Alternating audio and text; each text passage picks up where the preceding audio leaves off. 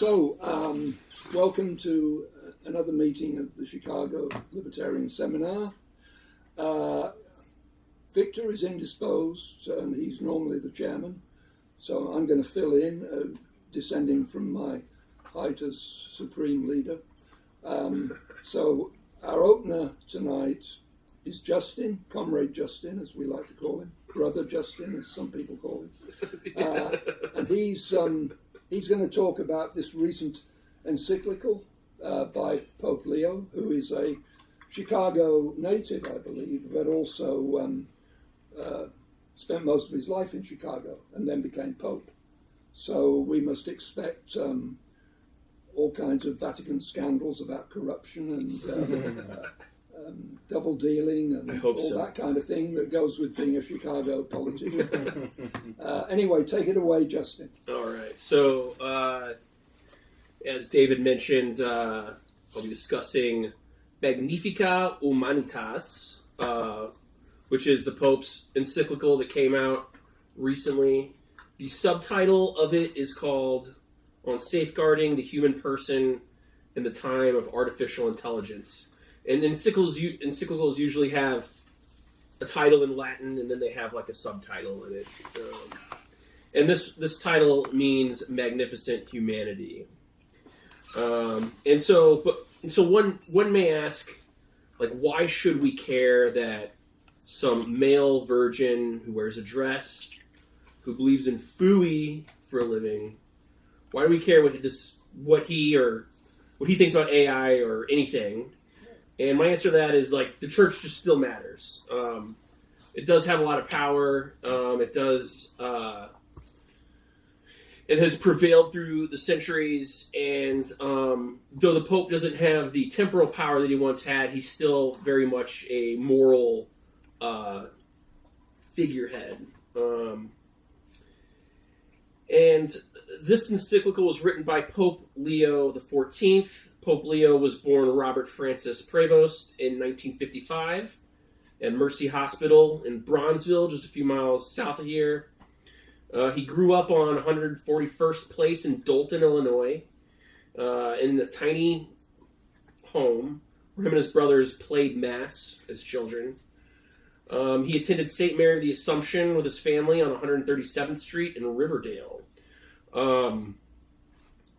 I was lucky enough to go on the first pilgrimage to see these sites, totally by accident, and if I was not on vacation, I would have never been able to have done it. But I was pretty lucky to come across this pilgrimage, and what they're actually going to do is restore these sites. So it's very possible that Riverdale and Dolton become like pilgrimage sites, I would imagine.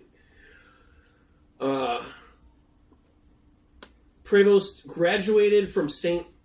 Augustine Seminary High School in Michigan in 1973. He then attended Villanova, graduating in 1977, and that same year is when he joined the Order of St. Augustine as a novice. And he joined at the Immaculate Conception Church and Rectory in St. Louis. Also, like St. Mary of the Assumption is no longer a church. It's no longer... but it still stands. I hope they restore it. I hope St. Louis has got a good Catholic heritage. You know, the future Pope did time there, so hopefully they can restore that one as well. After his time in St. Louis, he returned to the South Side. He went to Chicago Theological Seminary in Hyde Park, also a few miles south of here, graduating in 1982. And that was the same year he was ordained, and he was ordained in Rome. And when he was in Rome, he studied at the Pontifical University of St. Thomas Aquinas, where he studied canon law. So he's basically a canon lawyer, in addition to being a priest.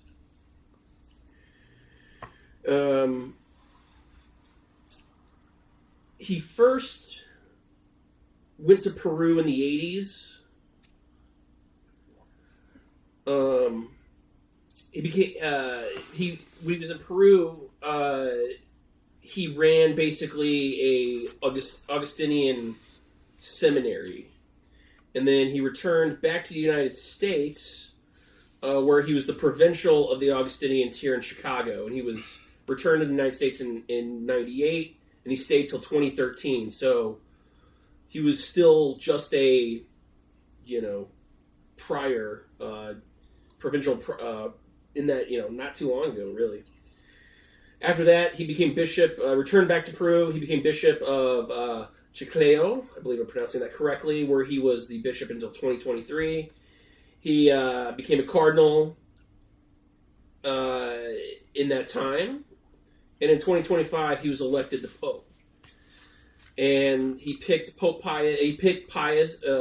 Leo as his name to honor the previous Leo the 13th, who wrote Rerum Novarum, which we will discuss a little bit here momentarily. Whew, okay. So, what is an encyclical? An encyclical is a letter. It's usually a letter to the bishops. It's usually an authoritative statement on theological, or in this case, social, economic, political matters.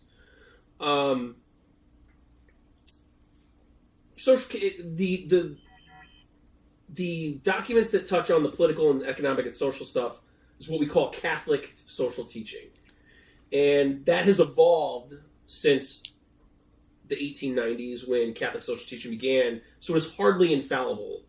But as it currently stands, Catholic social teaching endorses private property, democracy, religious liberty, human rights, etc. So it's very much compatible with classical liberal philosophy. He promulgated Magnificat Humanitas on the 15th of May of this year, and that was the 135th anniversary of Rerum Novarum, which is the document which started Catholic social teaching written by Pius the... excuse me, I keep messing that one up. By Leo the 13th. He presented it, though, on the 25th of May in the Vatican to an audience that included Christopher Olov, Anthropic, which is, if you know, the Claude, they do Claude, AI model. And you may remember I mentioned him in my talk on libertarian welfare, who also praised classical liberalism on Twitter. And was accused of using... of Anthropic having a liberal bias. The 25th of May also happened to be Memorial Day. There's no evidence that I found that this was intentional, but I like to think it is, just because of some of the themes that are covered in it. It's a longer encyclical than usual, and part of the reason why is it recapitulates a lot of Catholic social teaching. And I think the reason for that is, I'm not exactly sure, but I think the reason for it is because now we have an American Pope. We have a lot of attention that is, on him. So this is a good opportunity for people who may not know what Catholic social teaching is to learn what it is. He begins with this. Humanity, created by God in all its grandeur, is today facing a pivotal choice. Either to construct a new Tower of Babel or build the city in which God and humanity dwell together. Each generation inherits the task of shaping its own era, of guiding history to become a place where dignity of every person is safeguarded, justice is promoted, and fraternity is made possible. Yet every era also runs the risk of creating an inhumane and more unjust world. And then he opens up with that image of the Tower of Babel. A few paragraphs later, he says, while Leo the 13th spoke in his time of new things, which is what Rerum Novarum means, today, we cannot limit ourselves simply to repeating his insightful teachings. Instead, we must ask God for the wisdom to interpret the great trends of our time, particularly technological advances. In recent years, it has become increasingly evident how rapidly and profoundly digitalization, artificial intelligence, and robotics are transforming our world. Technology should not be considered in itself as a force of antagonistic to humanity. On the contrary, it has formed part of our history since the beginning and has profoundly linked to the autonomy and freedom of man. So when Rerum Novarum was first published, this was the Industrial Revolution, and so this was like the church never really commented on something like that before. So this is like the new things for the 21st century, more or less. He then contrasts the Tower of Babel with the story of Nehemiah, where they are returning after the Babylonian exile. The Jews are from captivity, and they're rebuilding Jerusalem. So he's basically given a choice. Do we want to be the Tower of Babel, or do we want to rebuild?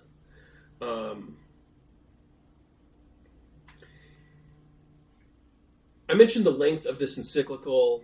Usually an encyclical will address people, the audience, within the first, almost immediately. This one gets that to it in the 16th paragraph. Usually they're addressed to bishops. There have been other times where they've been addressed to other people, such as in Postramentaries was addressed to everyone. Here's what the Pope says. I address this heartfelt appeal to all the Catholic faithful and to all Christians and to all men and women of goodwill. Let us not be afraid to get our hands dirty on the construction side of our time. Like Nehemiah, let us pray, plan wisely, and work perseveringly, placing God at the forefront of our actions and the human person at the center of our choices. And so that's the introduction.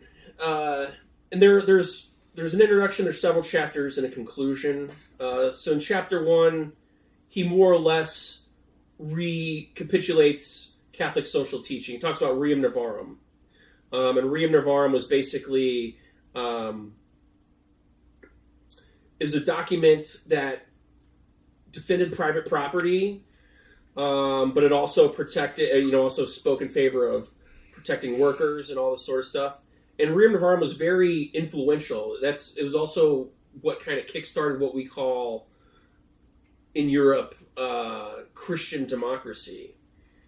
He then talks about Quadragesimo Anno. I hope I'm pronouncing these correctly.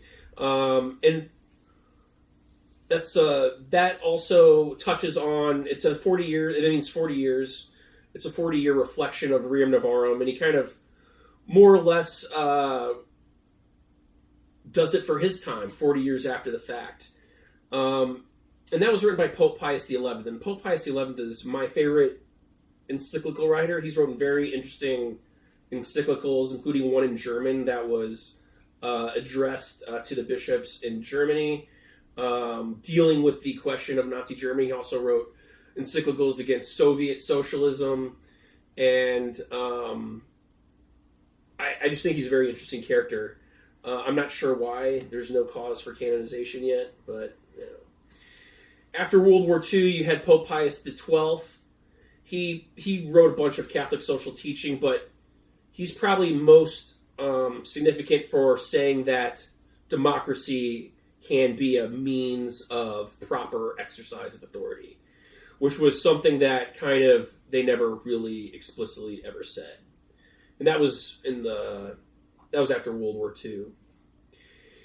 In chapter 2, he then talks about the foundations of Catholic social doctrine. Those foundations are the human person, image of the triune God, the equal dignity of all human beings, the supreme value of human rights. And then he talks about the principles of social doctrine, the principle of the common good, which is defined as the sum total of the social conditions which allow people, either as groups or individuals, to reach their full fulfillment more fully and more easily. He talks about the universal destination of goods. He talks about the principle of subsidiarity. He talks about the principle of solidarity. He talks about the principle of social justice. He talks about the principle of integral human development. All of these sort of things are what are some of the big ideas that have come from Catholic social teaching. And then chapter 3 is where he starts to talk about AI.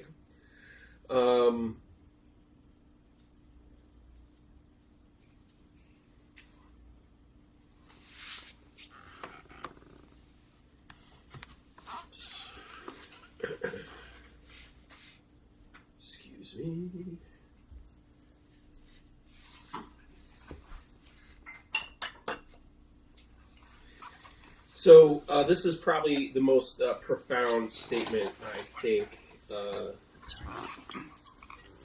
in this. So-called artificial intelligences do not undergo experiences. They do not possess a body. They do not feel joy. They do not mature through relationships. They don't know from within what love, friendship, or responsibility mean. Nor do they have a moral, intimate language, behavior, and analytical skills, or even simulate empathy and understanding. But they do not understand what they produce, for they lack the effective, rational, and spiritual perspective through which human beings grow in wisdom.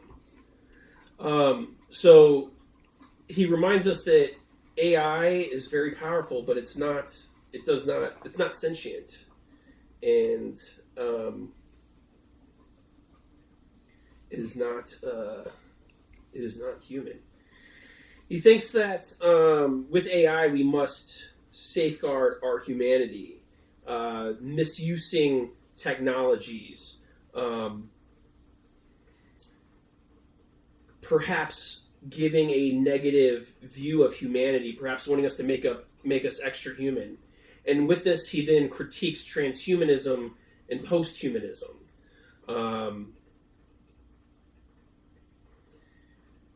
Because humans, humans are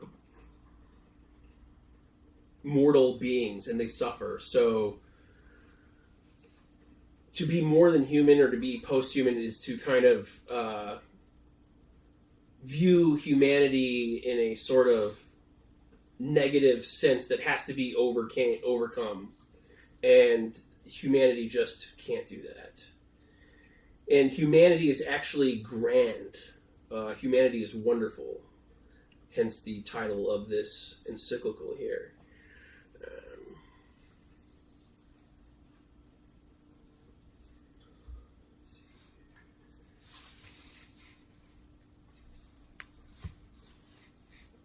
My control tabs are not right with me.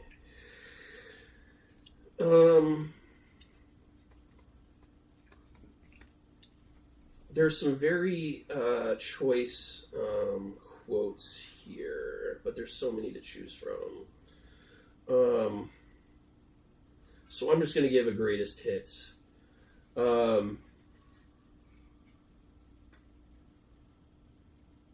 I copied way too many than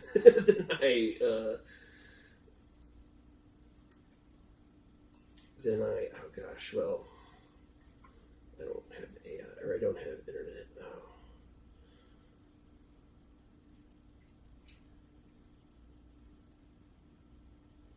Well, here, I'll just scan some out here. There's certain things he talks about suffering, and this is probably one of my issues with it is Catholics like to fetishize, I guess, suffering. And part of the reason, part of the perils of AI is it can lead humanity to dehumanize, but also we need the suffering to feel human. And he cites things like Schindler's List and Beethoven as, these are works of art that exist because of suffering and then can teach us, give us lessons and whatnot.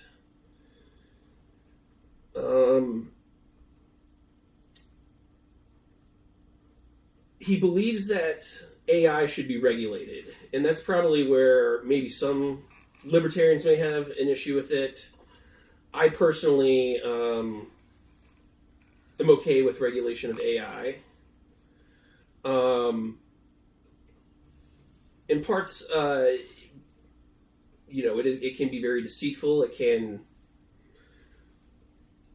It's still a new technology. Perhaps we should be careful with it. There's certainly danger in having a lot of wealth and power around this technology, and this is sort of the stuff that the Pope argues why we need to be careful with this.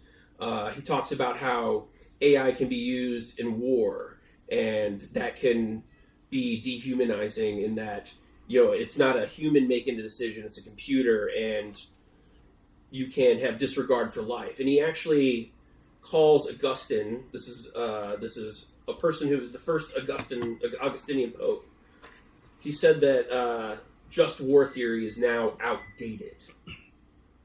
So the perils of AI, they can affect communication, they can be used by bad actors to stir up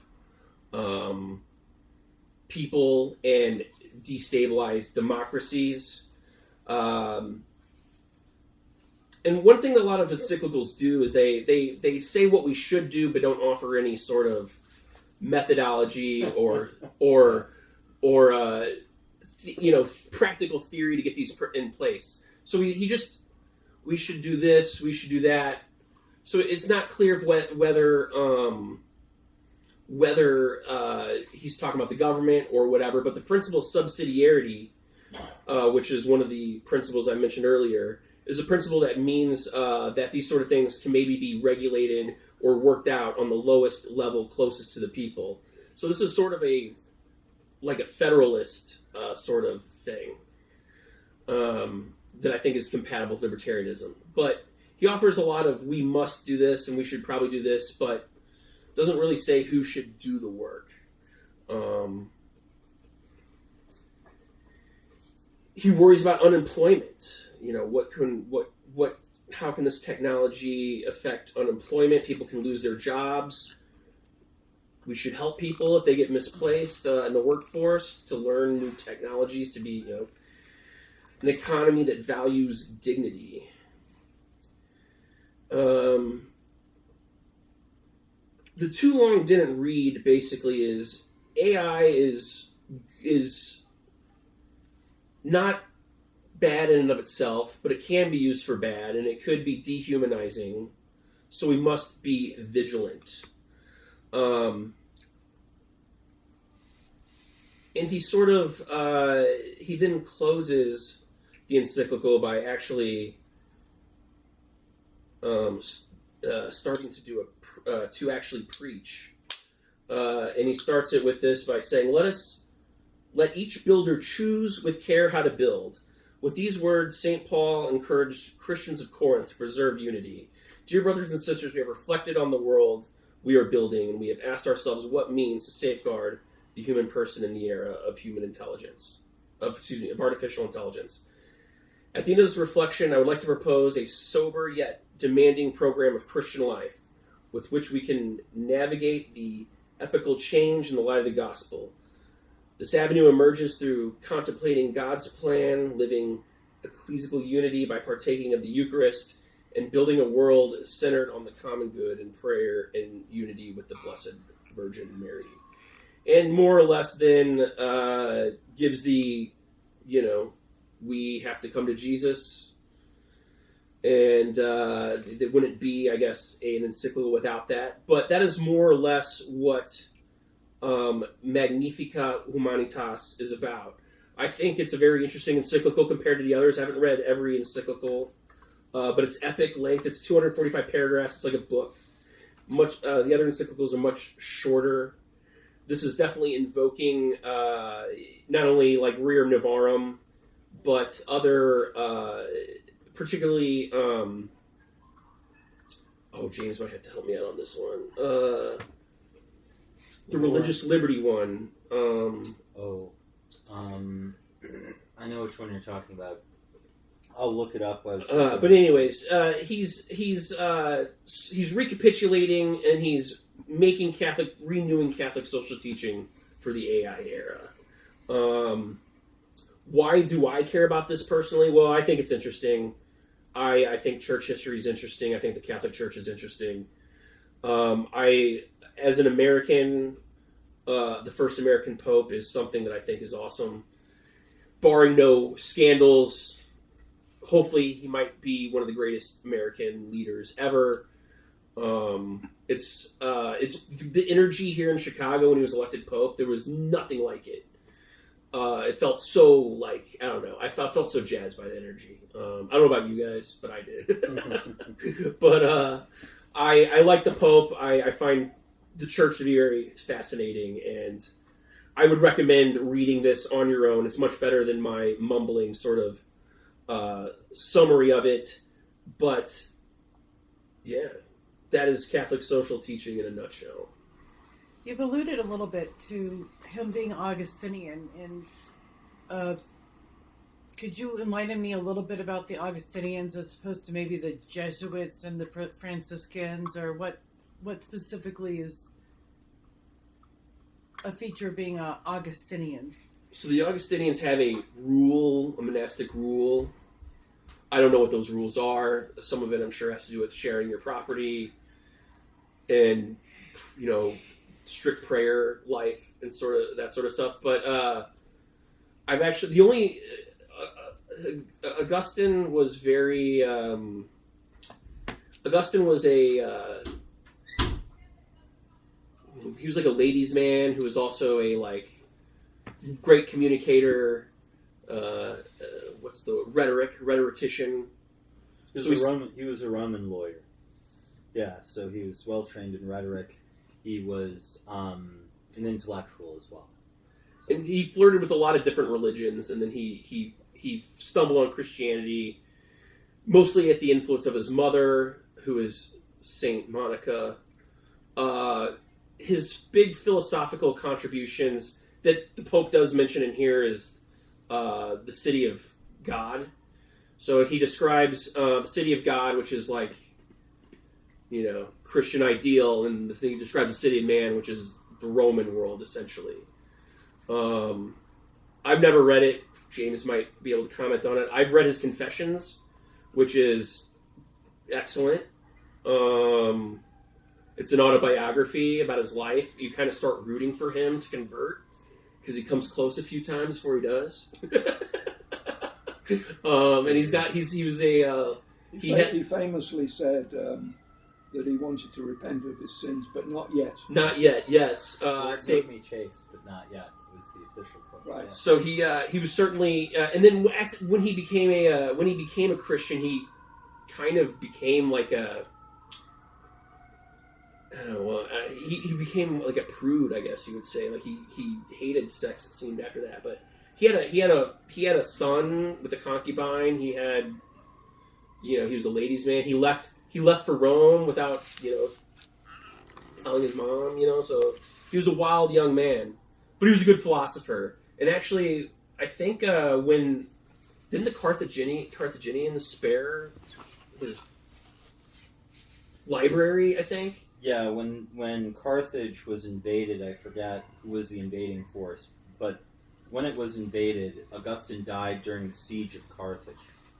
And when he died, most of the city was burned to the ground, and one of the things that was remaining was his library. For its extensive knowledge, and the word of his reputation had spread so far that he had, established himself as a wise man, and the invading military did not destroy it because of that. He also, there's also a lot of great works of art inspired by Augustine. For example, in the St. Louis Art Museum, there's a painting of him in the forefront, just talking with St. Ambrose. St. Ambrose was the one who converted him, and he's a very interesting character too. And then in the background, it's like sort of a picture of him being baptized, but they're wearing Renaissance garb. It's but it's a lot of interesting art inspired by Augustine. And if you're ever in St. Augustine, they call it down there, Florida, go visit the Basilica. It's beautiful. Yeah. So, what do you think? What do you think he's actually asking people to do? Because it sort of skimmed through the whole thing. I didn't read it thoroughly, but it seemed like it wasn't very clear on what he was actually recommending. Yes, I would say that the general sort of, I would say, yes, we want to regulate it, but it's not bad. But you're right. There's no prescriptions other than we need to do something about it and we need to be careful. And that's a criticism I have with it, actually. And that's a criticism I have with a lot of sort of the encyclicals. Because Rerum Novarum not only inspired Christian democracy, but inspired, like, the Austrian Fascist Party. They wanted to turn Austria into, like, Rerum Novarum. So it's, you could, it's such like a, trads love it. Dorothy Day, anarchist, crunchy, Catholics dig it. So because there's no prescriptions, you can interpret it so many different ways. And the J.G. Chesterton sort of, I think, tried to, or G.K. Chesterton, excuse me, tried to systematize it with distributism, which is completely, it's control of the economy, certain sectors of the economy. Certain trades are all, like, basically function as medieval type guilds. Every man, like, instead of corporations, it's all mom and pop stuff. It's like very. I wouldn't recommend it as an economic system, but yeah, I agree. There's the prescriptions are not there, and because of that, it can be really interpreted many different ways. I think, though, the Pope would call for, like, sensible regulation. Each country, or maybe, he does talk about the UN. I wouldn't think he would be opposed to having the UN have resolutions or, I don't know, guidance on it either, despite the principle of subsidiarity, doing it at the closest level. I'm sure he would also want, like I said, he introduced this to the Anthropic gentleman. I forget his name. So I think he's also wanting. Well, he explicitly says that he wants the people in these sectors to take the lead and to be, take some of the responsibility. And I think in the news, right? Like, aren't some of these AI companies when their models get too nuts, they have to shut them. So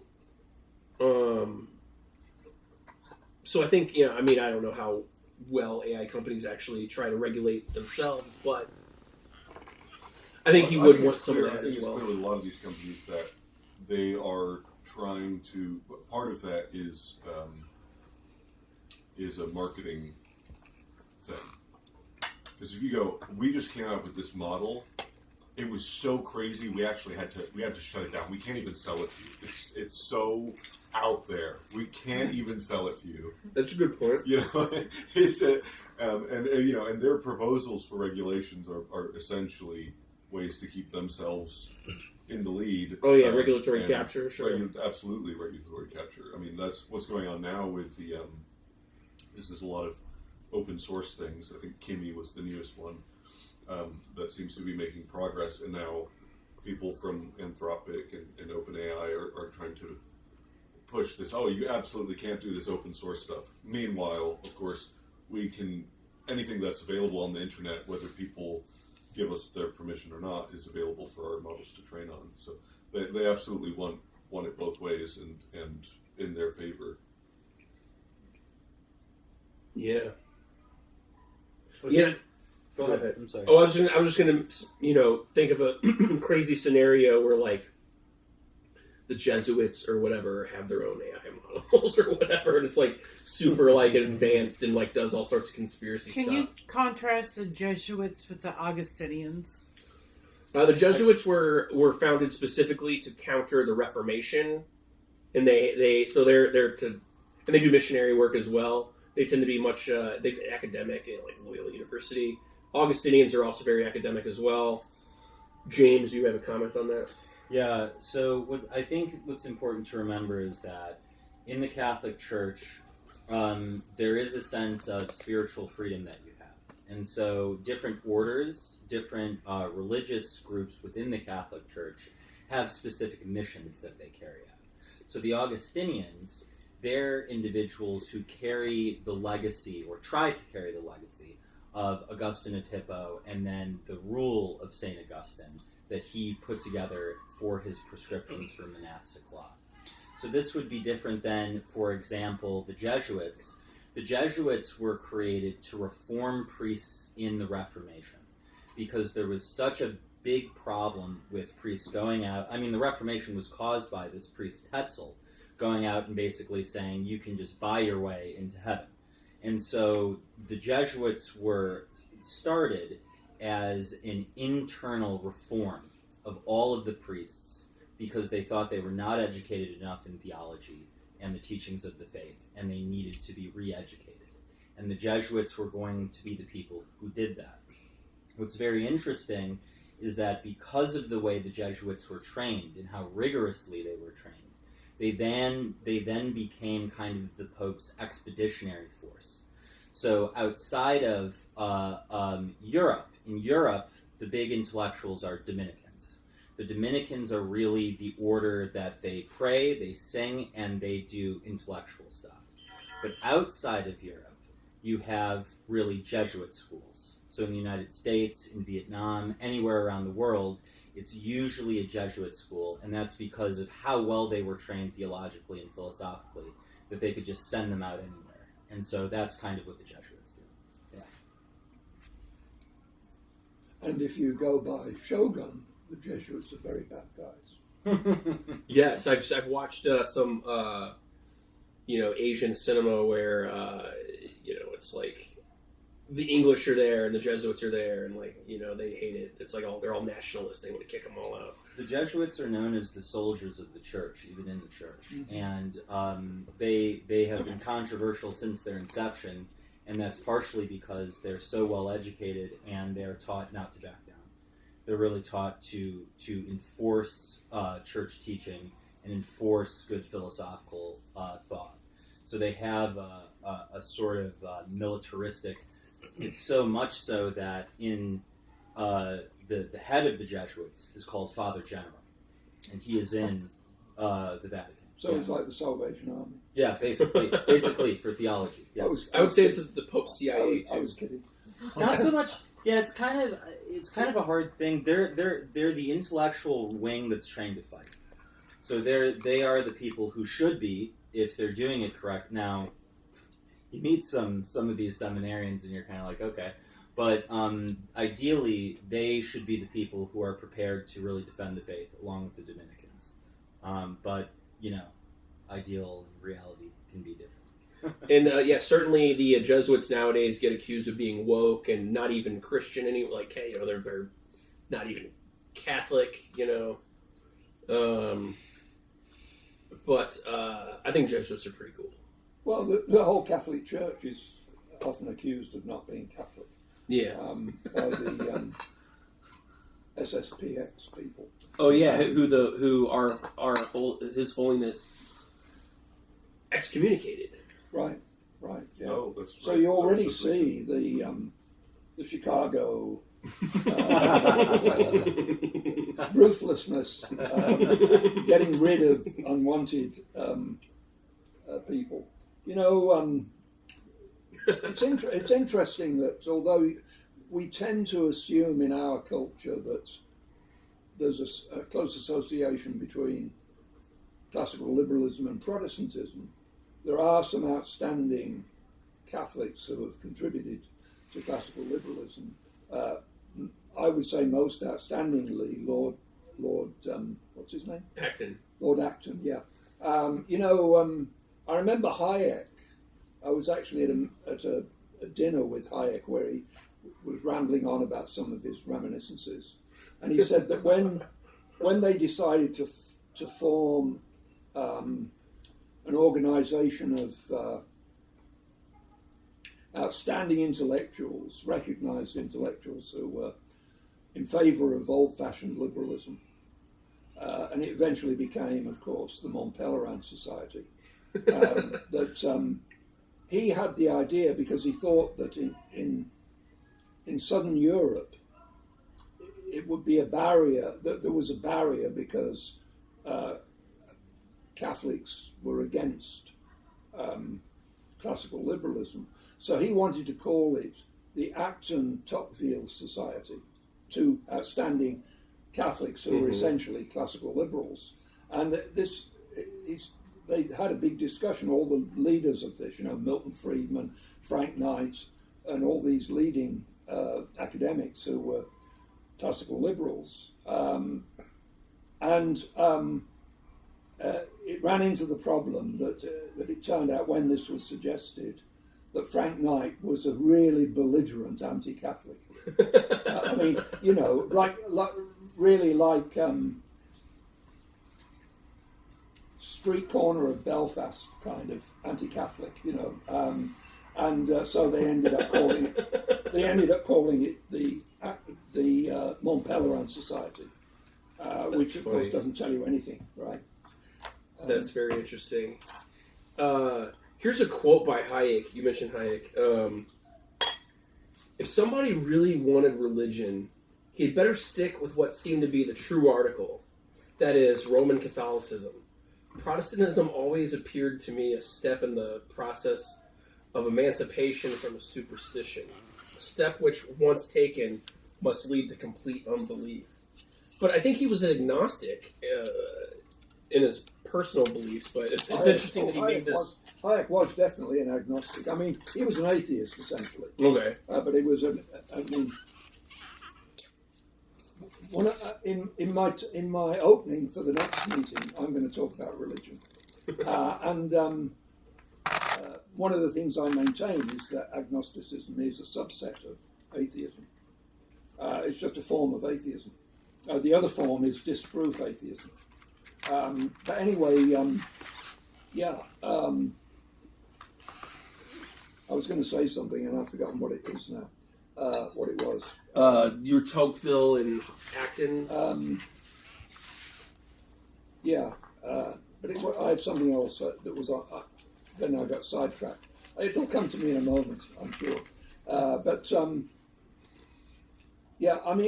My view is that industrialized societies always spell doom for supernaturalism, or for theism, or any kind of belief in a spirit world.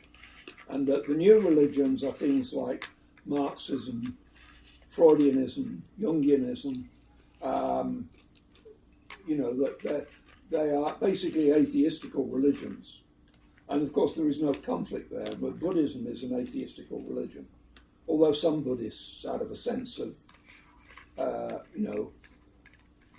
sensitivity to what people might think, won't admit that. But generally speaking, Buddhism is an atheistical religion. So my view is that all forms of Christianity are doomed. Well, of course they're doomed demographically because they're going to be swamped by Islam.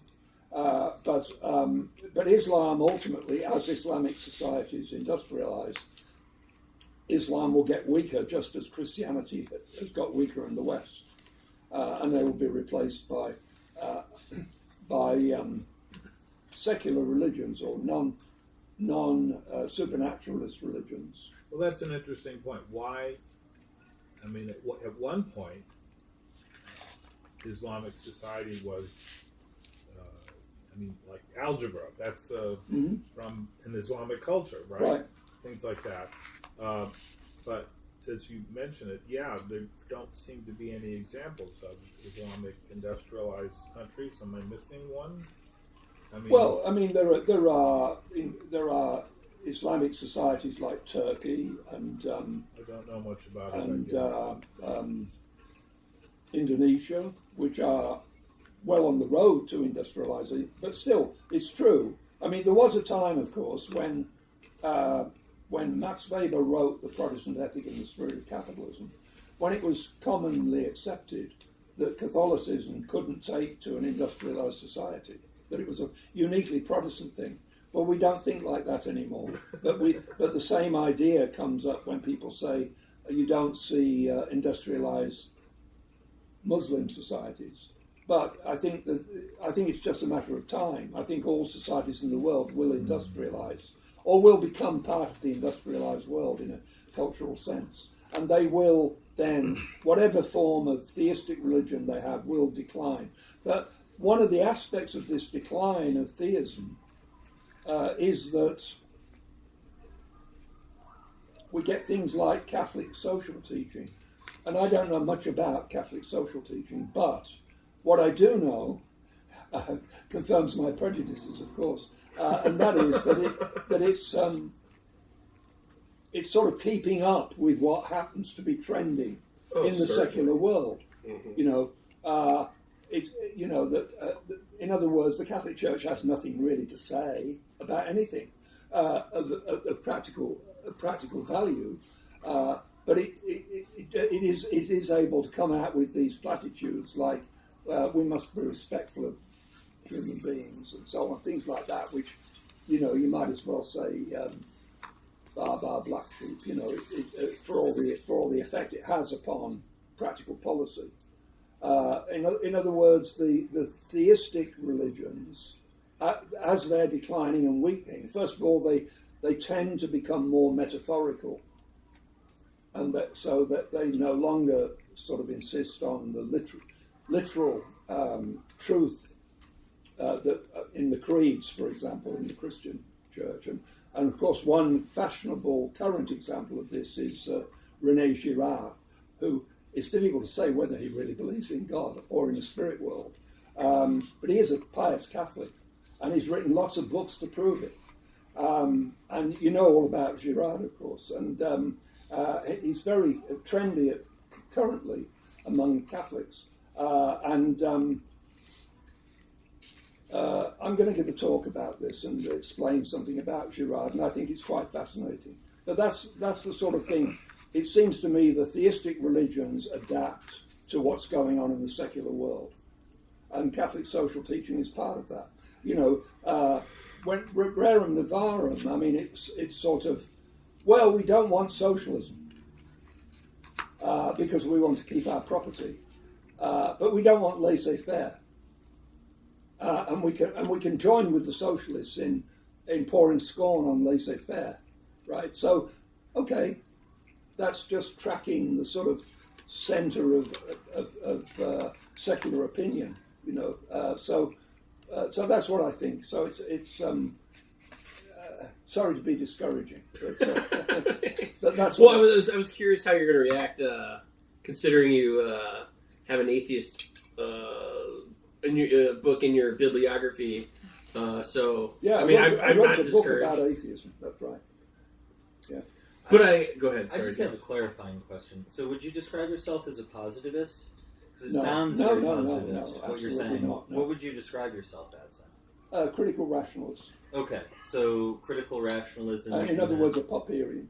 Okay. So Popper. There's okay. a Just Popper. wanted to- Yeah, portrait there's of a the picture okay, of Popper. okay. You can. So would you then? Do you like air as well? So logical positivism on some level, or logical No. empiricism? Popper was the guy who killed logical positivism. That's right. Yeah. Okay. In other words, the distinctive. Okay, there was something called logical empiricism, which was popularized, and it so happened that it was called logical positivism. And the big tract which promoted this was a book called Language, Truth and Logic by A.J. Ayer. And it's a sort of the gospel according to logical positivism, right? I read that when I was about 14, and I was absolutely convinced for a couple of weeks by it. And the big deal about logical positivism was that it said that all metaphysics was meaningless. And then, as I thought about it, I realized that this, first of all, it's a metaphysical statement. so there is a problem there, a paradoxical problem. But also, there has to be an answer to questions like free will or determinism, all that kind of stuff. So that metaphysics is tremendously meaningful, although a lot of questions in metaphysics are probably ultimately not going to be conclusively resolved. But anyway, so that's my view. So on matters of metaphysics and logic and things like that, I'm one with Popper. Not on all his views on everything, but just on that narrow sort of area. Did Popper have a preference on what to call the Mount Parallel Society? Wasn't Popper part of that? No, I mean, Popper was. It's difficult to be clear. He came from a Marxist background, like Austrian social democracy was what he grew up with. And it was sort of Marxism, but very pro-democracy, not at all like Bolshevism, right? Very, very democratic form of Marxism. And I think he got closer and closer to classical liberalism, partly because of the influence of Hayek. But it's difficult to be sure, because Hayek rescued Popper from New Zealand and got him a job at the London School of Economics. And so Popper was tremendously grateful to Hayek. So, he was very tactful. But he certainly came close to a Hayekian view of many things. Interesting. Yeah, Popper is a really excellent philosopher of science.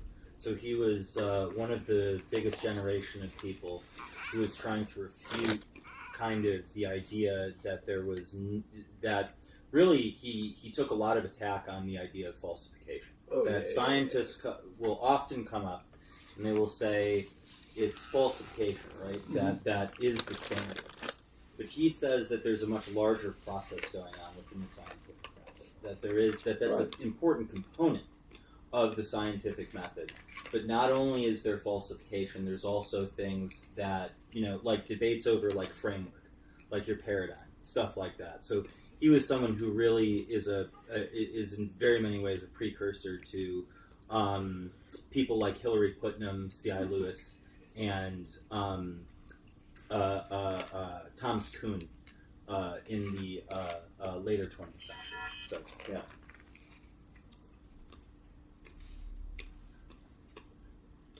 But the Catholic social teaching thing, I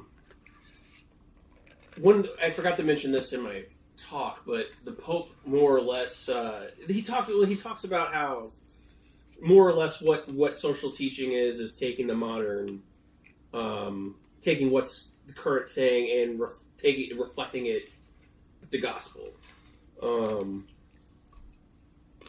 There's a whole chapter which is basically sort of explaining why he's even talking about this. Yes. Which is just, here's the history of Catholic social teaching, and this is why I'm talking about this, and there's this dialogue between the gospel and the days, the issues of the day, and that's the whole chapter is just that. Yeah, I mean that wasn't the most.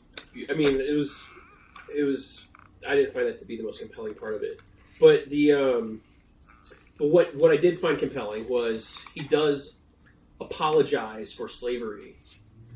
In this encyclical? In this encyclical, yes. And condemns it as evil.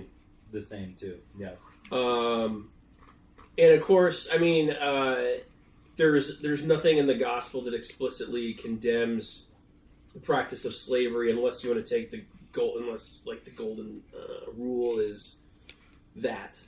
But the only thing you get is if you read the letter of Philemon with ancient rhetoric and ancient rhetorical tactics. So, like, if you read him alongside with Cicero, recommends you should argue towards someone who's unfavorable to you.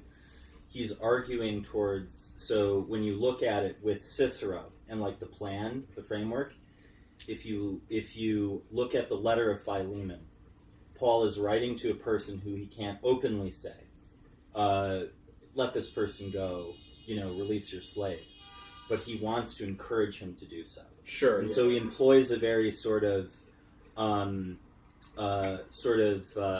veiled attack, where he essentially says, I'm going to send this guy back to you, and he is still your slave, but you also have to accept him as your brother in Christ. And you can't keep him as a slave unless you accept him as your brother in Christ. And so it's a way of undermining the slave owner's authority over him. But it's very subtle, it's veiled. You can't, it's not good for slogans. Right. So, yeah. But I would disagree that it's always going with what people in the popular culture are going for. there's the church is still staunchly pro-choice, or excuse me, pro-life, still staunchly like anti-contraception and stuff like divorce. that. I mean, but also, I think that the point is Christ says to love your neighbor as yourself, and I think that what we do from time, as we evolve, as we just take that, what that means, and just expand it. So Christian abolitionists were probably just taking that as literally as they could. Slavery is certainly not nice to my neighbor. I think a lot of even like even the push for say like gay rights or whatever is like, well, if I can get my legal protections for my I think that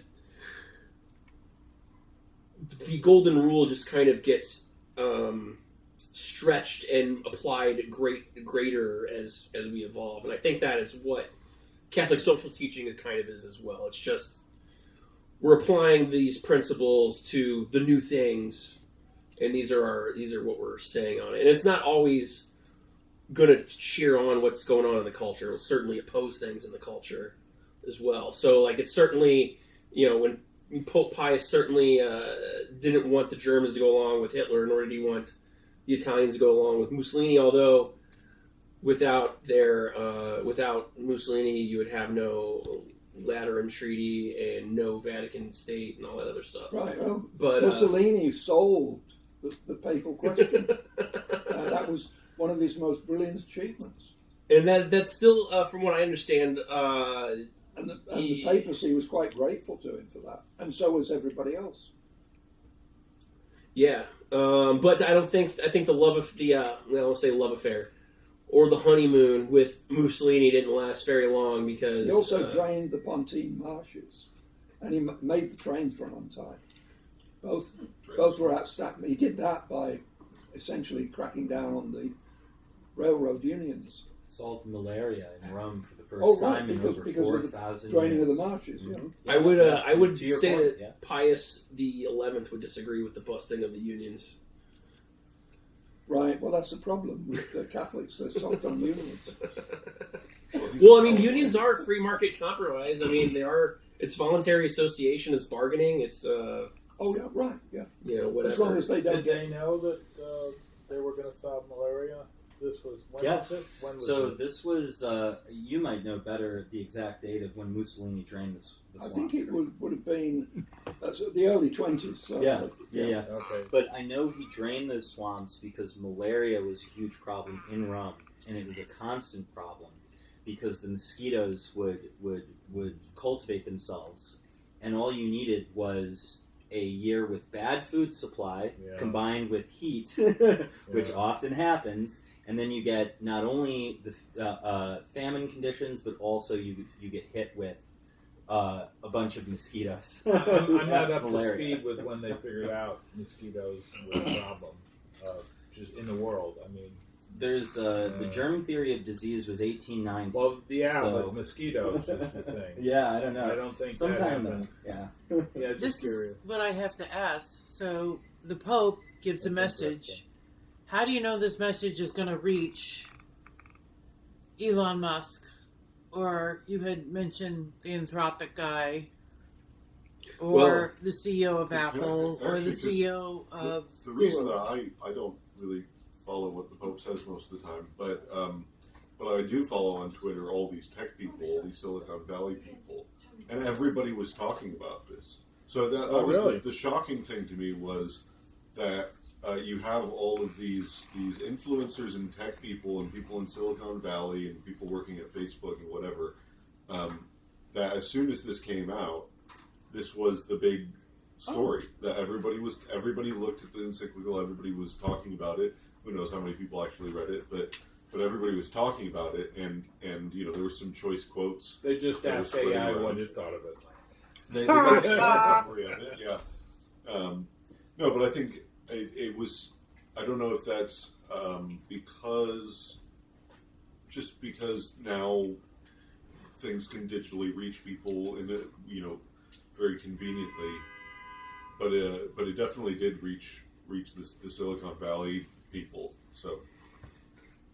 But isn't it written more as just a message to Catholics in general, to create a stance, like this is the church's stance on AI, and maybe to have an influence on Sure. Catholics around the world that will, okay, this is what the Pope says, okay, be careful, don't, let's not go too crazy about AI, more than to the creators of AI, more to the users of AI who are also Catholics, right? He's saying be careful, don't get too excited about it. He addresses it to the world, which is the only other encyclical I know that does that is Pacem in Terris. Because usually they're addressed to bishops. So with this one, it's dedicated to all mankind of goodwill. That's his caveat. I mean, this is the thing. The thing that I was struck by going through it is that it is the kind of ambiguity, because I mean, his thing is this framing of Babel versus Jerusalem, and Babel is, it's this monolithic thing. It's a single culture. It's people putting themselves above God, and then Jerusalem. It's people were talking. They had relationships, deciding what to do. They were planning together. God was at the center of it, but it's sort of unclear what that meant in terms of, well, what are we supposed to be doing then with AI, besides maybe doing it slowly and carefully? Because he sort of says, yeah, it's good, but let's just be a bit careful. But it's not. He doesn't really have any well, this is what we should do. This is what we shouldn't do. There's nothing that's too. It's also not really the Pope's job to dictate policy to governments. I mean, no, but in terms of if you're making a moral judgment on it, and he's making this very clear comparison of these, like there's one path that is pro humanity, and there's another path, and he talks about what you said, transhumanism, posthumanism, and all this stuff, and he's definitely framing. There's two different paths ahead of us. One is pro-human, one is not pro-human. But he doesn't really give any insight on which way we're headed, or which one we're on, or how to avoid one or the other. It's just sort of, I guess the answer is, go to church maybe, but I don't know what he was trying to get at. I think that there's also kind of an intentional ambiguity, because when we get into the sources, so Augustine's City of God, for example, that's a direct response to Plato's Republic. And what it's essentially doing is it is taking Plato's Republic, and it is saying, now with our new knowledge of Christianity and all that stuff, we can now have a better idea of what is going on with what Plato was trying to do. And what's very interesting is from the beginning of Catholic social teaching and from the beginning of Catholic political thought, you have on one hand a very, very strong individualism, with Abraham, with Paul, especially Jesus himself, but you have a very strong individualism of individuals standing against society for moral advancement. But at the same time, you have a commitment to the community. And there is, unlike the thing that is Catholic, that is not, I wouldn't say uncompatible, but it's just not classically liberal, is that you do have a collectivist or a communal sort of reasoning that has to occur. The common good, yeah. The common good, exactly. The actions have to bring about flourishing, eudaimonia, happiness, to the community that they are in. And so you have an inherent tension in Catholic thought from the very beginning between these individuals who have taken stands against the world, and thank God they did, versus how do we make a society that actually helps people flourish and interact with one another in the best way. And you don't actually get a prescription. It's just that it has to work in some way with those two principles. So you can have any governmental system you want. And John Paul II is actually clear about this. If your capitalist society fulfills those things, keep going. if you have to socialize some things in order to get that to happen, do that.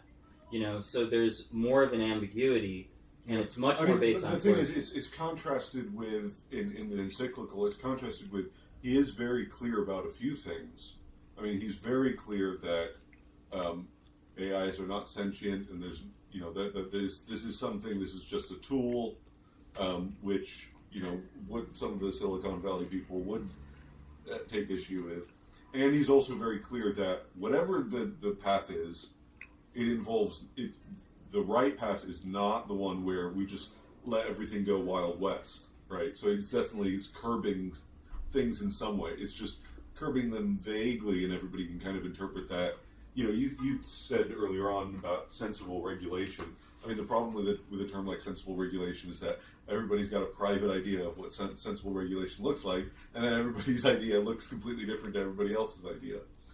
And some people, sensible regulation means a whole bunch of different nationalize things. the AI. Yeah, right. I mean, so there's that's when you say,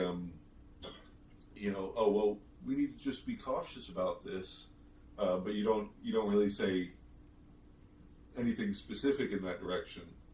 I think it's interesting because it does line up with what's going on in Silicon Valley, which is there's this AI doomerist cult, which is extremely concerned with AI escaping and taking over the world, or blowing everybody up, or turning us all into paperclips or whatever. And it's that is almost like a new kind of quasi religion, which has a lot of energy behind it.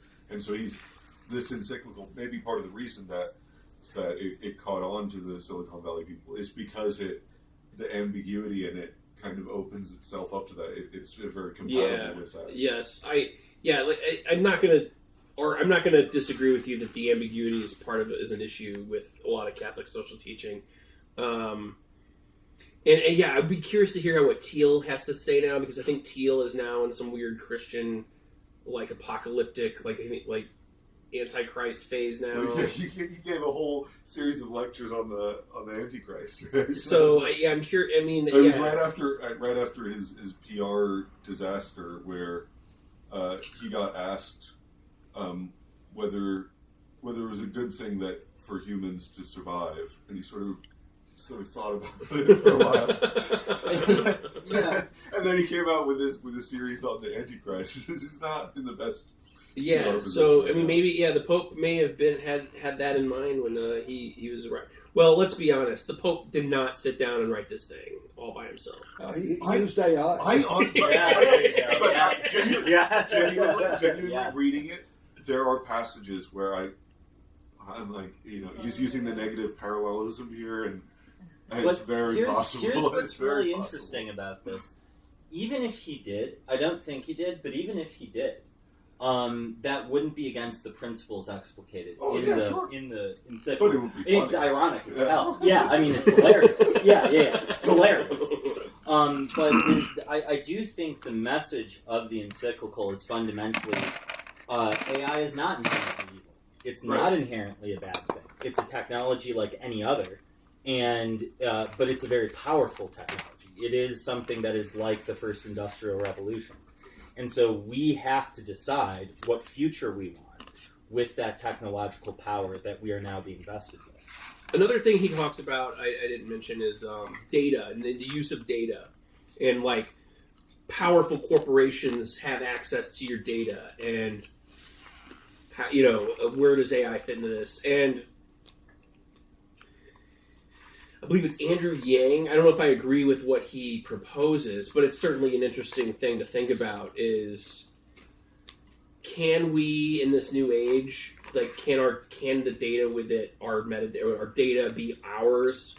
Can we codify something to make it where the data that we have is ours and companies can't exploit it? I think it's interesting. And it is something that the exploitation of your data is certainly something the Pope discusses, and he also, I believe it's the same section where he's talking about before he apologizes for slavery, and when he's talking about how AI can be used to abuse children, and how technology can facilitate human trafficking and stuff like that. And that is what kind of brings him into the apologizing for slavery. I don't get that. Just why? I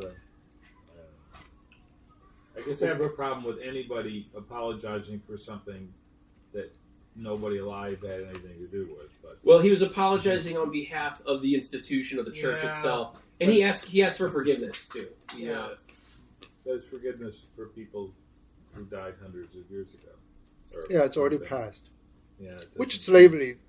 Was there a specific slavery that he was apologizing to? Yeah. The church. Because all slaveries are different.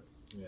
I don't think he got that specific, but he was certainly the church participated in the slave trade and owned slaves and stuff like that. Yeah. So The 18th century slavery. I guess to me, what complicates all of this is that while you have you have the development in the United States of this AI, but you also have countries, especially the China and the Chinese Communist Party, who, if they are not themselves developing AI, they are taking our most sophisticated models and using it, especially in China, for anti-privacy policies that are inhumane and unethical in every way, shape, or form. And what I wonder about all of this is, I kind of, since I'm kind of new here, I would kind of put the question to you guys. What do you guys think of, like, meta glasses, with the camera? Because I think that should be illegal, not on any sort of, government regulation grounds. I think it compromises your right to privacy. I think that if people are walking around with cameras and recording everything they say, exactly, I think that makes me so angry. Not from even a how do we regulate things, from I want to be able to have a conversation with people and not worry that I'm being recorded. I find that even from classical liberal, I think John Locke would lose his mind with something like that. And the irony is you're being recorded right now. I know. It's part of the future, though. Eric So is a CCP CCP spy. I can give you. Yeah. I want to discuss. I can give you the broad sketch of what libertarians. There's a in the history of libertarianism, which is essentially an American movement. Originally very largely populated by people who had been followers of Ayn Rand and then got thoroughly pissed off with that system of ideas, and they became libertarians. And they called themselves libertarians, and they essentially it got going at the end of the 60s, beginning of the 70s. And they were very influenced by a guy called Murray Rothbard. And he was almost like the scripture of this libertarian movement. And he was an anarcho-capitalist.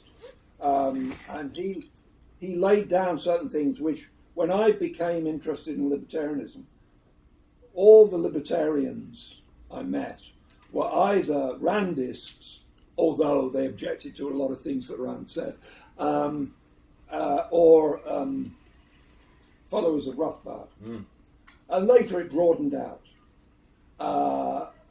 And the broadening out was facilitated by the fact that Rothbard, in these last few years of his life, detached his connections with the libertarian movement and became very much a follower of Patrick Buchanan. Although he said he was still a libertarian.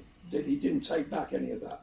But it's a hard anyway, so there is this period where all kinds of things, just like what you raised, were sorted out to certain people's satisfaction. So I can tell you what Rothbard would say about that. He'd say that it's all a matter for contract. And first of all, it's part of this libertarianism in this classic period that all the streets and roads will be privately owned. Mm-hmm.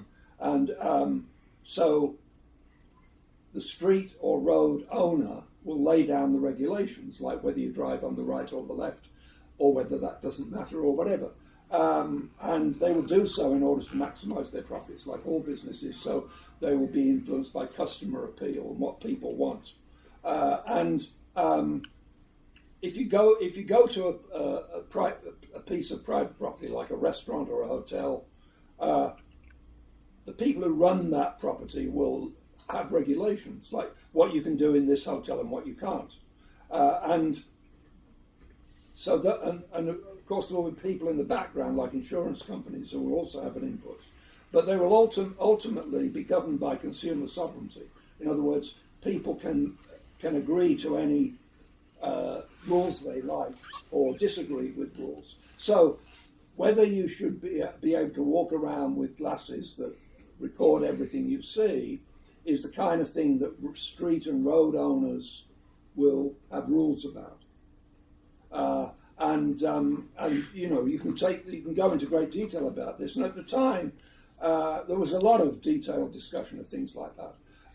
And so there is a kind of unique libertarian, anarcho-capitalist solution to problems like that, where everybody's, and of course it will mean that some people will not find a contractual system that they like.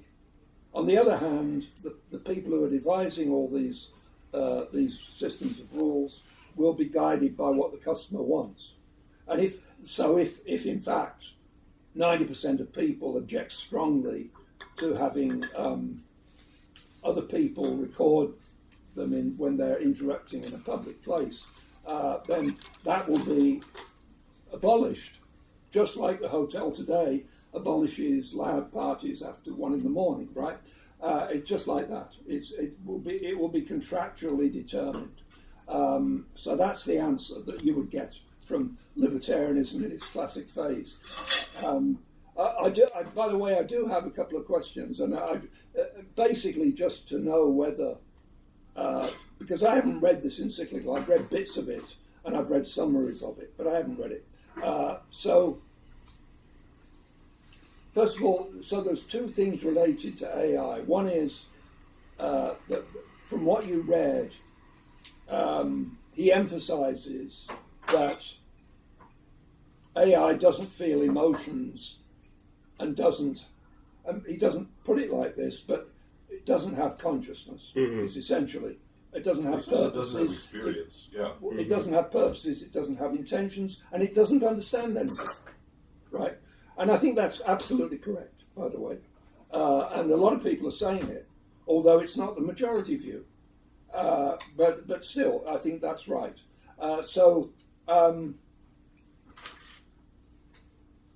I think there are a lot of people from my point of view, deluded worshippers of AI kind of thing, who would agree that hasn't happened yet. But they would say, in principle, as we make these neural networks more and more subtle and complicated, we'll get there.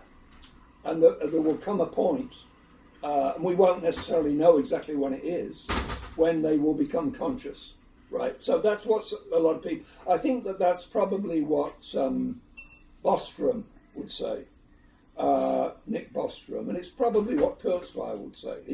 But those are the two names that are most prominent in this AI ideology. So related to that, so what I'm going to ask you is, does the encyclical cast any light on the future possibility that AI might become conscious? But the other thing is... No, it does not. I thought not, but I just wanted to check. The other thing, which of course is related to that, is transhumanism. It's interesting, actually, that quite a disproportionate number of the big promoters of transhumanism are transsexuals. Because they move from the idea that you don't have to be mostly male to female transsexuals. So they would include Wachowski brothers, who have become the Yes. Wachowski sisters. Well, I've met one of them out on the street, actually. Yeah, they become the Wachowski sisters by the miracle of transsexualism.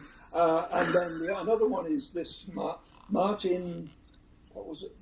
Martin Rothblatt, who's become Martine Rothblatt. So there's another male to female transsexual.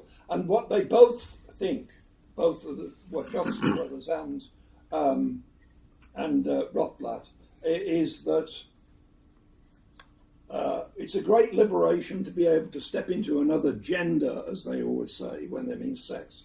But better still is to transcend the body altogether. So it's part of this transhumanist ideology, which seems to be particularly attractive to dotty billionaires, actually. And so it's a bit like the pharaohs. They construct these things to perpetuate themselves forever. But they want to become bits of code in an electronic machine, right? And that will be immortality. Yeah. So does the Encyclical touch on that? It not so much. It does not like the specific sci-fi stuff, but like the. It basically says that limitations are, they're not a negative thing. That's a part of being human. That's something to be celebrated. That's part of the Magnificat Humanitas, right? Is these limitations, and so that he sort of makes a distinction between there's using technology to aid in human flourishing, but if you're using it to sort of escape our nature. Then that's misguided. But he doesn't talk about transgenderism, nor does he talk about immortality with cyber immortality or whatever. But yeah, he does. He does talk about how we should not try to be superhuman. And what's funny is, do you guys watch Jubilee? Those Jubilee surrounded debates. You familiar with those? Oh yes. Where they have like two people, and like they'll have like that they have one 20 guy and they have a bunch of people who are arguing against him. Yeah, And it's yet like they 20 always select the least equipped in both areas too. Like the person who's That makes for defending good is entertainment. always the worst person to defend that position. That's the best. That's and strategy. All of the 20 That's people strategy. are the worst people who are coming at it. But they so- need those clips and those clips. But like they had recently there was a gentleman on, I forget his name, and I forget the exact claims that he was making on the show. You debate the claims that the person makes, right? And his claims had to do with like, this is going to be the first generation to live like forever, and like it was all these like, I think was one of them. Ironically, that guy, this guy did a lot of work to his body, taking certain types of drugs, looks maxing, I guess is what they call it nowadays. But I don't think he does that. But from what I'm told, just like losing weight and combing your hair is like looks maxing. But anyways, this gentleman put in all this work to be immortal, and he got diagnosed with a terminal disease. This is Brian Johnson. Is that his name? He's Brian like Johnson. he's He's former Mormon, I think, as well. He's a very. I mean, you look at him and you instantly recognize what flavor of crazy he is. Yes, but he's spent years and years documenting absolutely everything that goes in or out of his body and all the steps that he's But he got the protocols that disease he's done. after, because I thought he started doing that because he had an No. He had an undiscovered disease that's like incredibly rare, and it just so happens that all of his protocols had didn't affect it at all. Awesome. And he just found this out. Yeah. Yeah. And the Pope doesn't talk about it much in this encyclical, but there's certainly themes in the Bible of humans having hubris and God having to check humans for their hubris. And I think that is kind of a very interesting sort of biblical theme being played out. I think too. Can I, James? No, Your yeah. question. You have issues about the glasses, the smart glasses, right? I think something I can go from the real life perspective instead of the deep philosophical thoughts. Because the law, as it is right now, I think regardless of the state, something you in the public space, I'm not talking about private business, public business, the public space, in the restaurant, a table next to you, it's not expecting privacy because the table next to them, they can see. You can see, you can record. That's legal. So you can record with your cell phone. But the glasses, the beauty of it is you don't have to visibly turn it on. You probably more discreetly you can record it. So that's, to me, from the law perspective, even from the logical perspective or the philosophical perspective, if I say that, there's no difference. With or without guys, let me finish it. The main problem is not, you didn't raise that question, but I was just incidentally.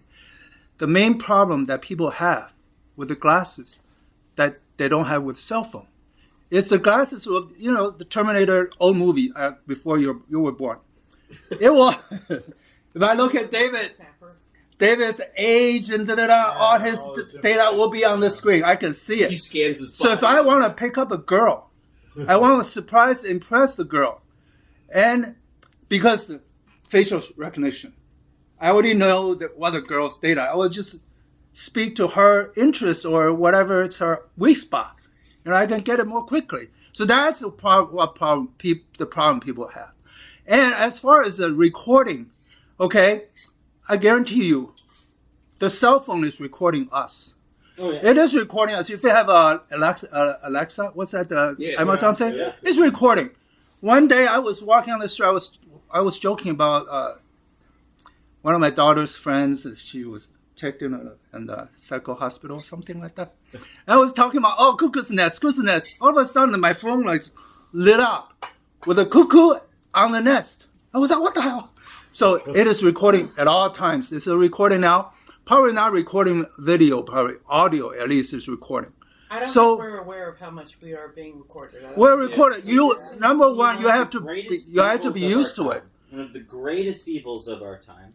And so while I don't identify as a libertarian, one of the things I love about libertarians, one of the things that I definitely will break bread with the libertarians on is free speech, that every person has the right to freely express themselves.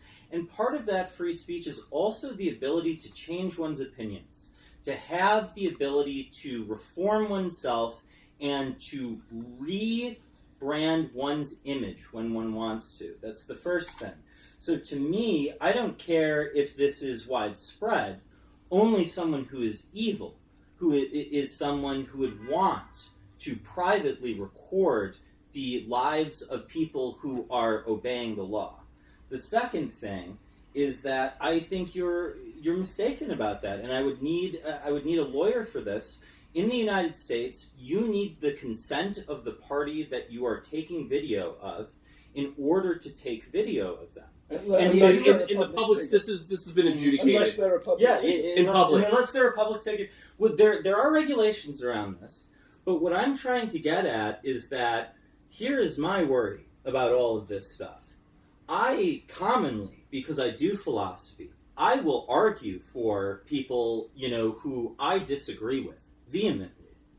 And to then be recorded, and then to have that be something that is then used in order to characterize me, when my intent and what I am consenting to within that conversation may be something more playful, maybe a context that is trying to get the person to really think about something critically.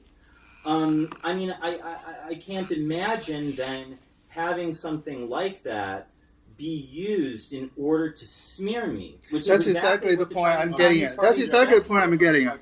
Third, number one, because you made the distinction, right? Mm-hmm. Well, I didn't cover the other part. I'm saying where you don't expect privacy, it's legal to be recorded. But when you're talking about, you seem to talk about a different scenario. Mm-hmm. That's not what I'm talking about. If we have a private conversation or meeting or something, if I want to record you, I have to get your permission. Some states, not all states. But public places where you don't expect privacy, you can be recorded legally. That's regardless of state. So there's a difference. Number two, I know where you're coming from. Well, except me. Well, I used to be libertarian, so I know what libertarian stands for. And philosophically, you vehemently believe in certain privacy and not to be recorded, right? But my point is not to say you're wrong or you're entitled to or you're not, right? My point is a realistic one. In the long term, probably not in the long term, probably from now on, from 2 years ago or 5 years ago, we're going to be used to it. Because you can't help it. It's recorded. So it's recorded, right? How are you going to go to Apple or somewhere? You can't take it back. You lose it. It's not in your control. You're better used to it. I'm not saying you're wrong. I'm not saying you're not entitled to certain things. I'm just saying that's the way it is. And the other point is you mentioned China very briefly, very shallowly. That is an attack I have. I'm another point, extension of that point. Mm-hmm.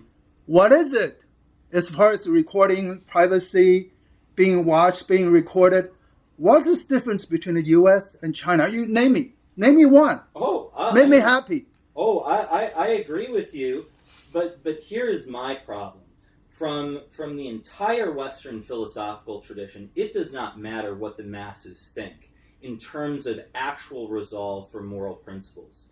And principles in terms of privacy, and principles in terms of free speech and expression, where that free speech and expression does not impinge on others' free speech. Yeah, you don't get argument from me. I'm just talking from realistic standpoint. I really am sympathetic to what and you're also, saying. before you speak about China authoritarian stuff, name me one example that's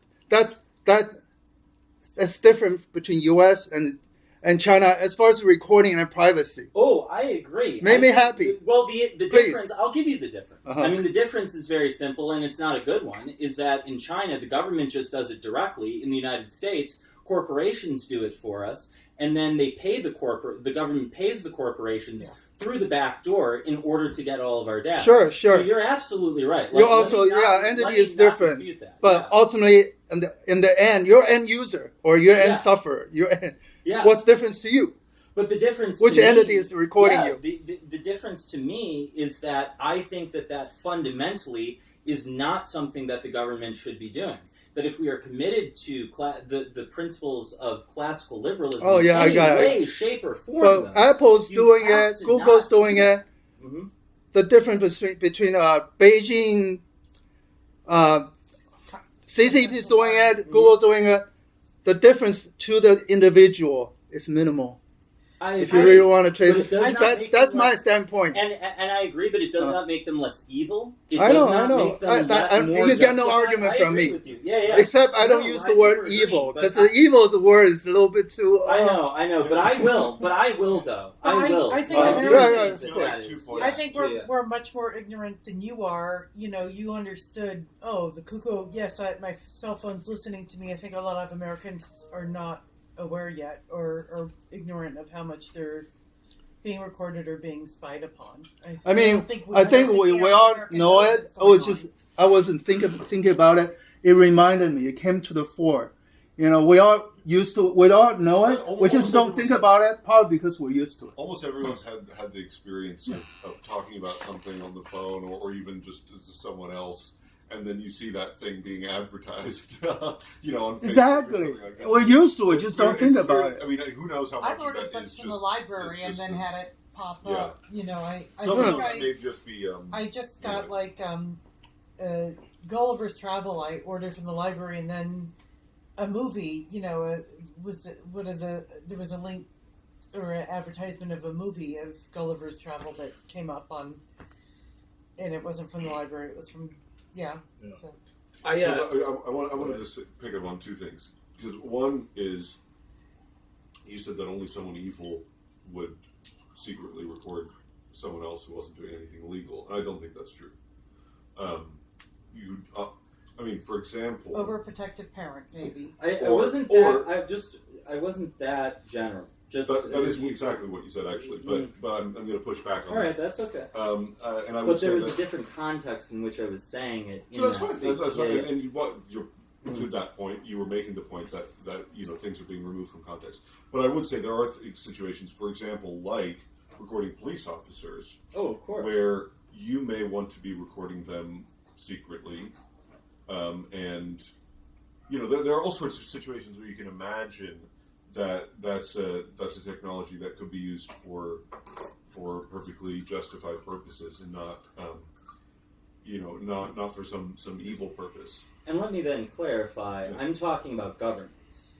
I'm talking about when a government chooses to surveil its citizens' private lives. However, And the point I do not believe that if you are not committing a crime, now if you're committing a crime, then the government, the social contract's done, But if you are really if you are a law-abiding citizen in a country, and we're talking about, does the government have the right to access that information when you're not doing anything illegal? I would say never. I would say that's a big problem. We're in complete agreement on that front. Yeah, However, that's what I'm trying to the say. The example that you brought up Yeah. was something like the Facebook or the Google glasses or these things, which are not, all these tech companies, we can imagine, have certain deals with the governments, and they have some explicit deals with government agencies to, for example, if they have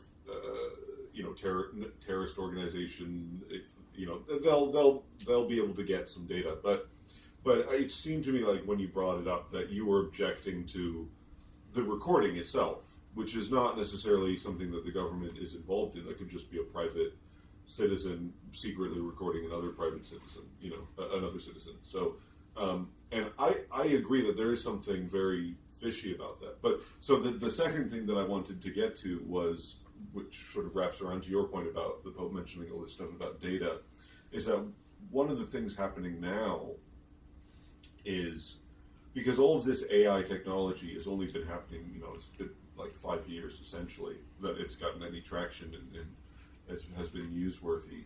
And so there's all sorts of legal battles that are taking place right now that are undecided. And I think one of the big ones is, I can't remember if it's Anthropic or OpenAI, but I think it's OpenAI is being sued by the New York Times, and they're basically contending that we have the absolute right to anything in the New York Times because it's a publication, and essentially it's out there in the world.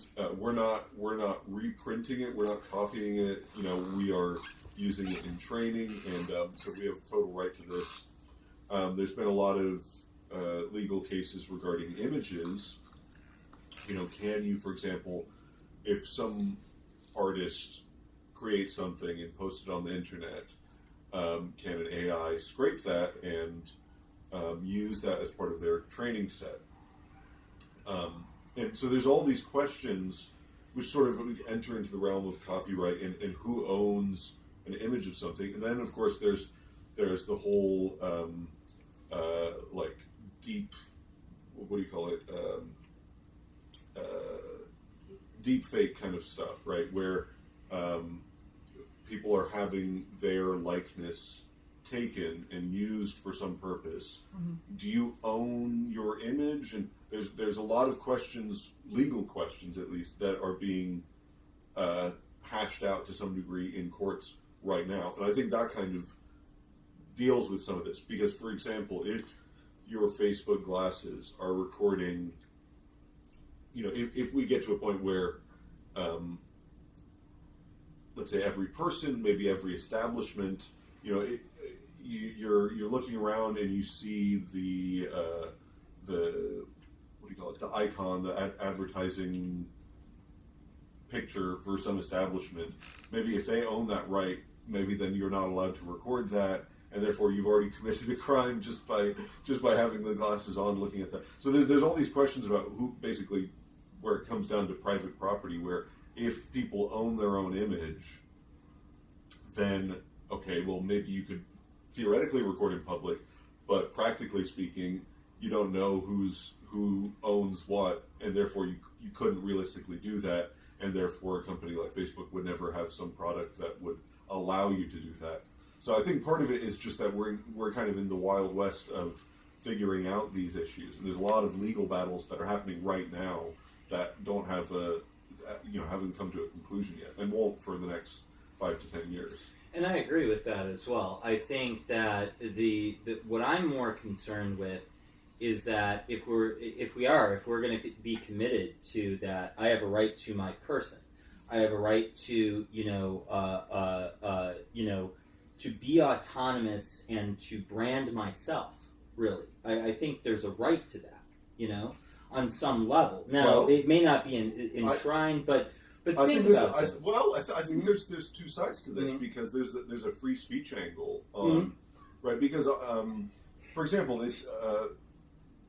generally the free speech laws are very, very loose when it comes to parody or satire, right? You're allowed to be very, Larry very Flint. you're allowed to be very, Larry very Flint, close and really essentially use someone's image, or especially a public person or a public establishment, or if you want to.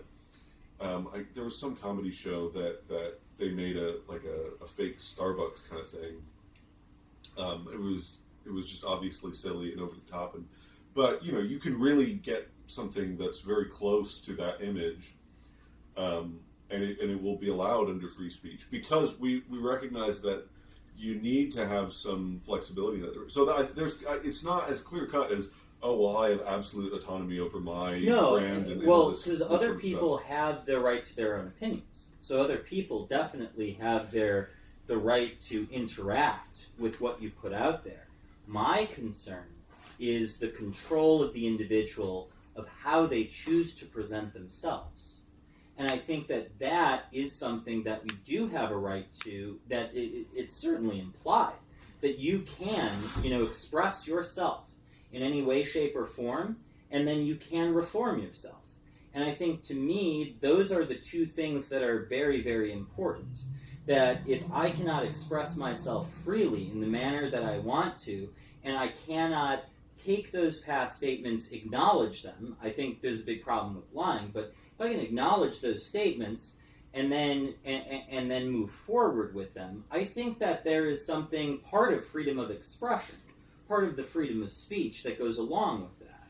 And I think, when we chill that, when we create an environment where I want to be able to go into a coffee shop and talk with someone about a deeper issue. I do ministry at church. So many of these very private conversations have to be done in a coffee shop, because much of the time that person is in a really difficult situation right now. They are hurt. They are having a difficult time.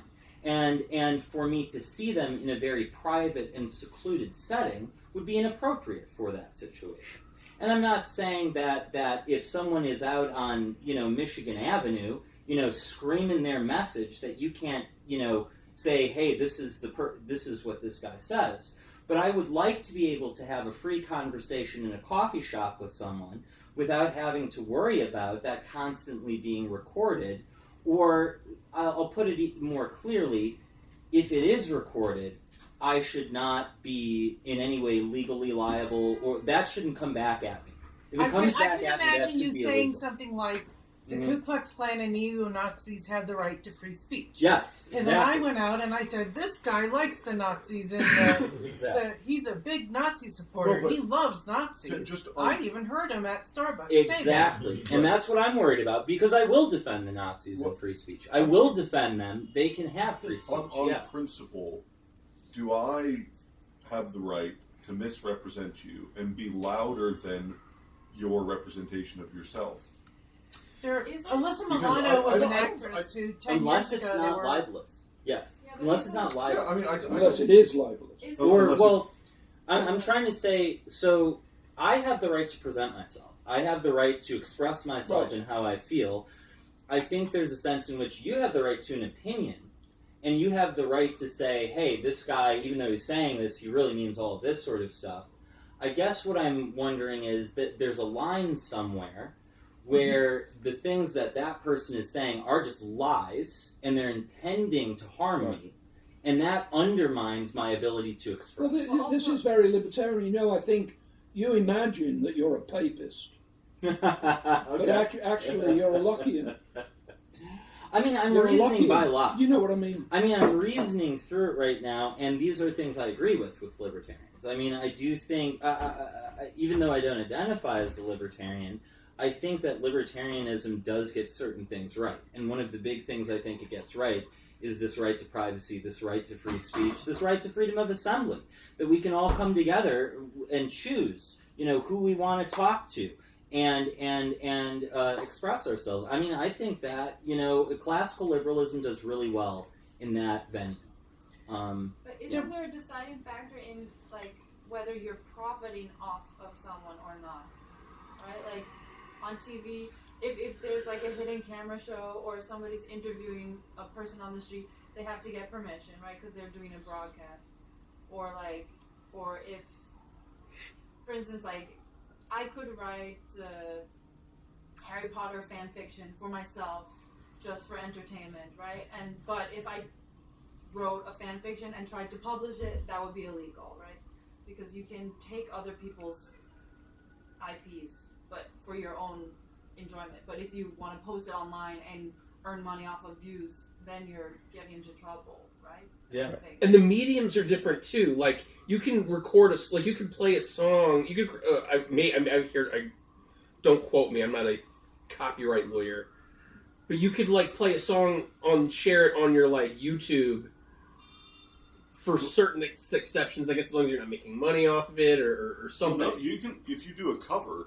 Yes, that's you still can. your own You basically creation. that's your own creation. I mean, there's a whole thing of fair use, right? This is one of the provisions in the copyright law, which is fair use. Essentially means if you're using someone else's content for, it can be if it's for educational purposes, if it's transformative. There's actually it's very broadly, it all depends on how it's actually prosecuted and what cases go down. And in different industries, it's prosecuted differently. So some of the music stuff, when it comes to compositions, for example, they're very, very nasty about if the tune is close enough or if it's got kind of the same instrumentation, then they'll really hammer down on certain things. But basically, there are a lot of provisions for you to be able to use other people's IP in different ways. So, like a cover song, it's transformative. Therefore, you can make money off of it. You can do whatever you want, and it's yours. You sell it. Yeah, I always thought that it's weird how the different because I can't let's say go to an IMAX screen and then record it on my cell phone of the Odyssey and say this is my transformative version of the Odyssey. And that's what I'm worried about. Just so we know, that's what I'm worried about. Yeah. So, that's what I'm trying to speak to is that you sit down, you're having a conversation with someone, and then someone just records that and then puts it out there with your name on it, and you're like, whoa! And this is what I'm saying is that I'm worried about that. I'm deeply worried about the effect that's going to have on our society for the promotion of free speech and expression. Because God, I mean, I would never, right now, I could never be the high schooler I was. When I got into high school, I wanted to be a provocateur. I wanted to say the craziest shit just to see. God help us if our shit from high school. But that's what I'm saying. God forbid I should that's be. That's the saving grace of Gen X is that God forbid I should be held to that for my entire life. And I would never want anyone else to be held to that in there because that would just be unfair. But now we're in this world. I'm trying to help you. Because you seem like anxious and nervous and not comfortable. I'm quitting cigarettes and going on the vape, so don't interpret that. I'm just saying we have a sense of proportion. If it happens to everyone, we have 7 billion people on this earth. If it happens to everyone, it's happened to no one. You know what I'm saying? Yeah. So relax. And to your point, there's the sense of proportionality, right? If you violate all the privacy, all the copyright law, all the worker property law, you only make $800. You're safe. What lawyer would take that case? Yeah, for sure. I get that there's like there is a but like, for example, before Saturday Night Live had a real strong presence on YouTube, anybody who put up an SNL clip, they would take that stuff down immediately. But you can find obscure, like, 80s independent films easily on YouTube that are still copywritten or whatever. So, there's, it's weird how it is kind of applied. Well, and a lot of the enforcement is done via algorithm and AI now. Yeah. So there's a sort of a depersonalized nature to it. Paying somebody. But I don't think it's entirely true that none of it. It's all fine and dandy right now, because of course we are in a time where people, this is lessened. I think the sort of cancel culture, but where people have been the provocateur and have written some tweet and whatever, it's just. You could argue, of course, if you tweet something, that's just putting it out there for the public. Anybody can see it, and but obviously they're sort of speaking informally and without much care, and then that comes back to bite them, and someone. Well, and most importantly, makes a the big culture deal of it. changes over time. So something that was okay 10 years ago is not okay anymore, or vice versa. But there are also cases and the thing that springs to mind is Nick Fuentes, who said the most outrageous things it's possible to say in this culture, and then was persecuted and cancelled mercilessly for years, but then eventually triumphed. Right. And It's really no big deal. A celebrity. And admittedly, he is preternaturally eloquent. And it's a badge of honor. Like he talks about it all the time. 100 million level It's of not a bad eloquence. But anyway, one thing that you said there, Eric, who would take that case? Well, if lawyers are going to get 1/3 to 1/2 of the winning settlement, there are lots of lawyers who might take that case if they think it's got a 1 in 100 chance. I have my in-law, succeeding. my sister-in-law, and her husband had a dispute with the contractor. They were in the right for like $4,000 or something. It's about apartment remodeling.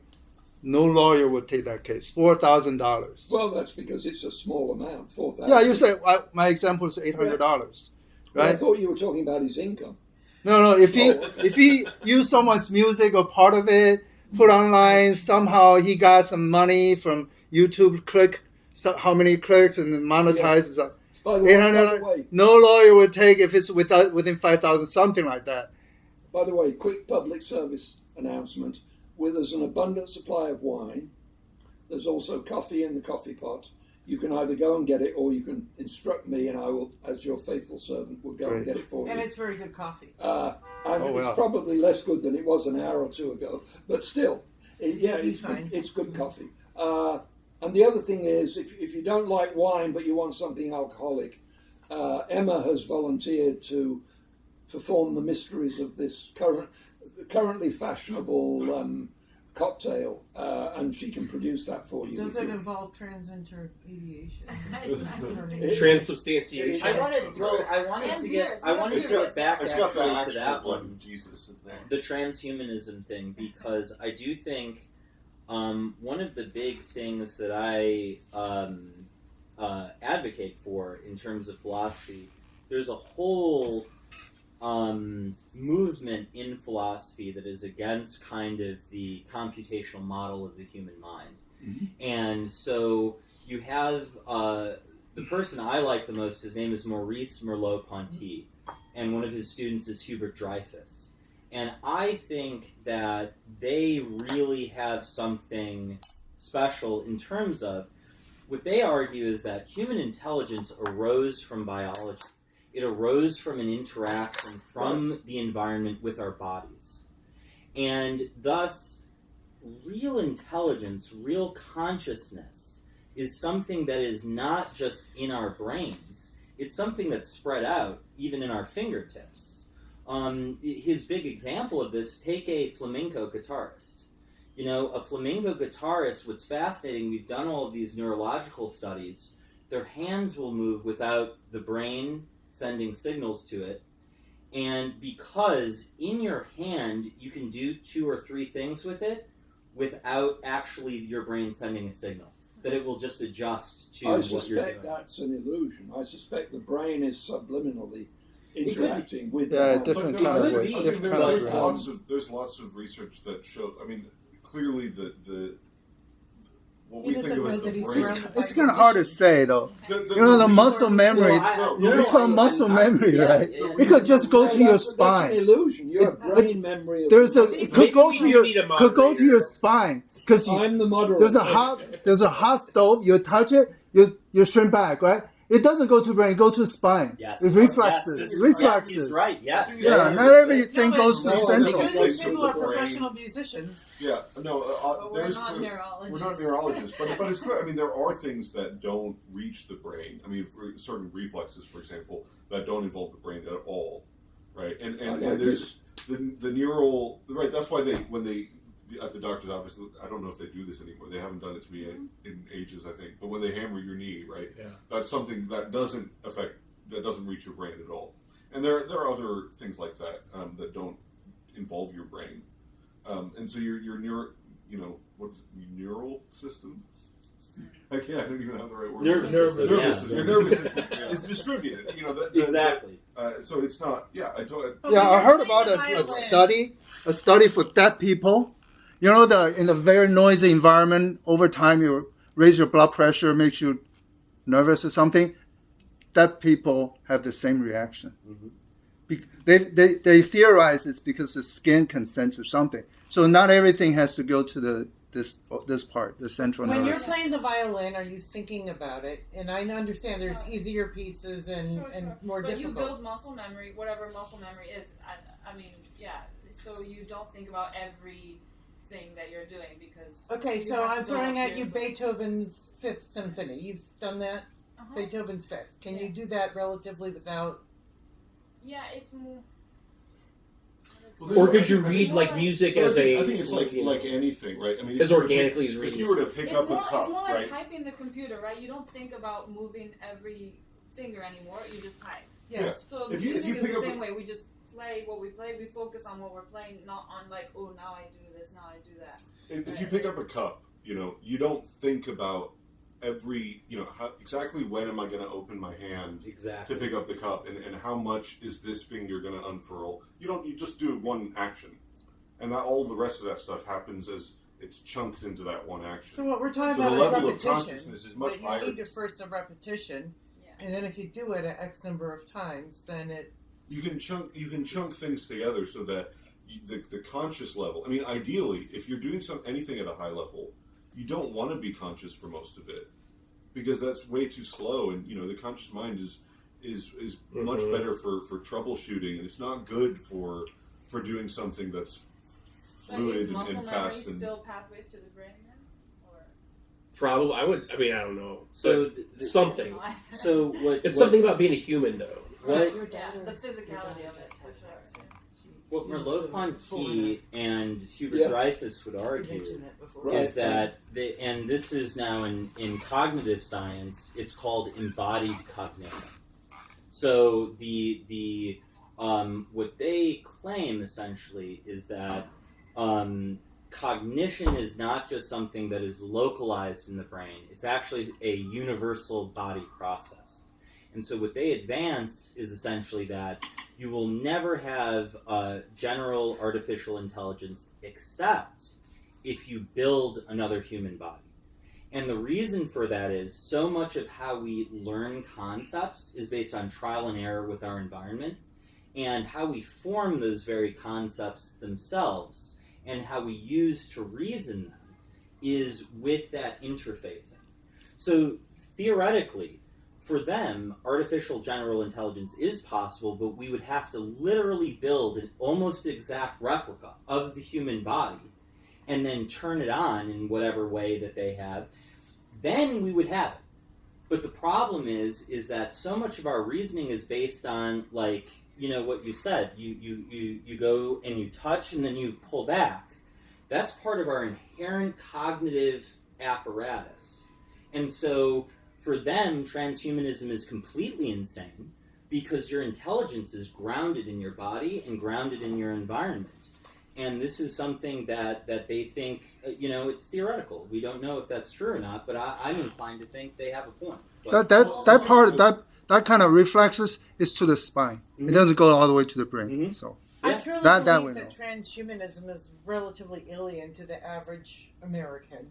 Yeah. This concept of, Download. I know it was an episode of Black Mirror. San Junipero, I think, was the But name of the I think episode. But what's strange is I think you find in Silicon Valley, it is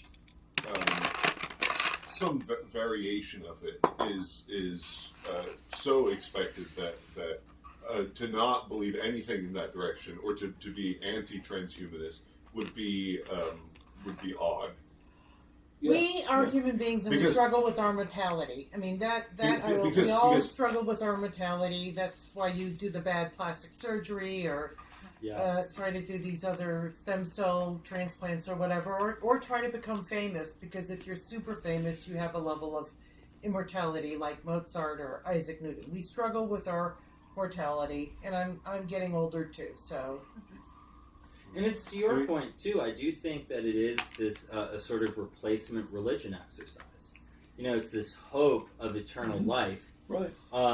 in something Well, you that see, yeah. One of the point I've decided that the next meeting is going to be me talking about religion, and one of the points I will make is I used to think in terms of replacement religions, but I now realise that things like transhumanism are quite literally and fully religions.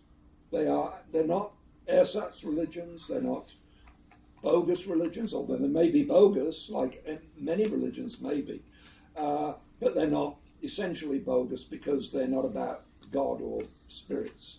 They are religions. But anyway, one thing I wanted to mention was, because I'm not sure of the significance of this at all, I'm not an expert on the biography of Peter Thiel. Peter Thiel, as he would be, because he was born in Germany. But I do know that his conversion experience was due to René Girard. How that led him to the Antichrist, I don't know. I'd have to read a lot more to figure that That's out. particularly Girard's Things Hidden Since the Foundation of the World. Oh, that is book in particular. that is. I think that's one of the most amazing things about Girard and his influence, on Catholics. It's just. I've got a theory about it, which you will find in a month's time if you come to hear There's- I mean, this is. I just wanted to pick up though because you were describing this whole thing, and I think what's funny is the Silicon Valley bubble is the exact opposite of all of this, and the exact opposite of what normal people it's transhumanism is completely foreign to them. This is the Silicon Valley coder AI, that whole sort of sphere is the exact opposite of all of this, and to them, it is not embodied. The phrase that for the last few months or so has been very popular is substrate independence, where the idea is that consciousness is substrate independent. Mm-hmm. Which when you think about what does that mean exactly, it doesn't really make any sense. But that's consciousness. It's an interesting question if consciousness is substrate independent, right. And they obviously all believe that it is, meaning that it's just a pattern. Because these are people that work with abstractions all the time.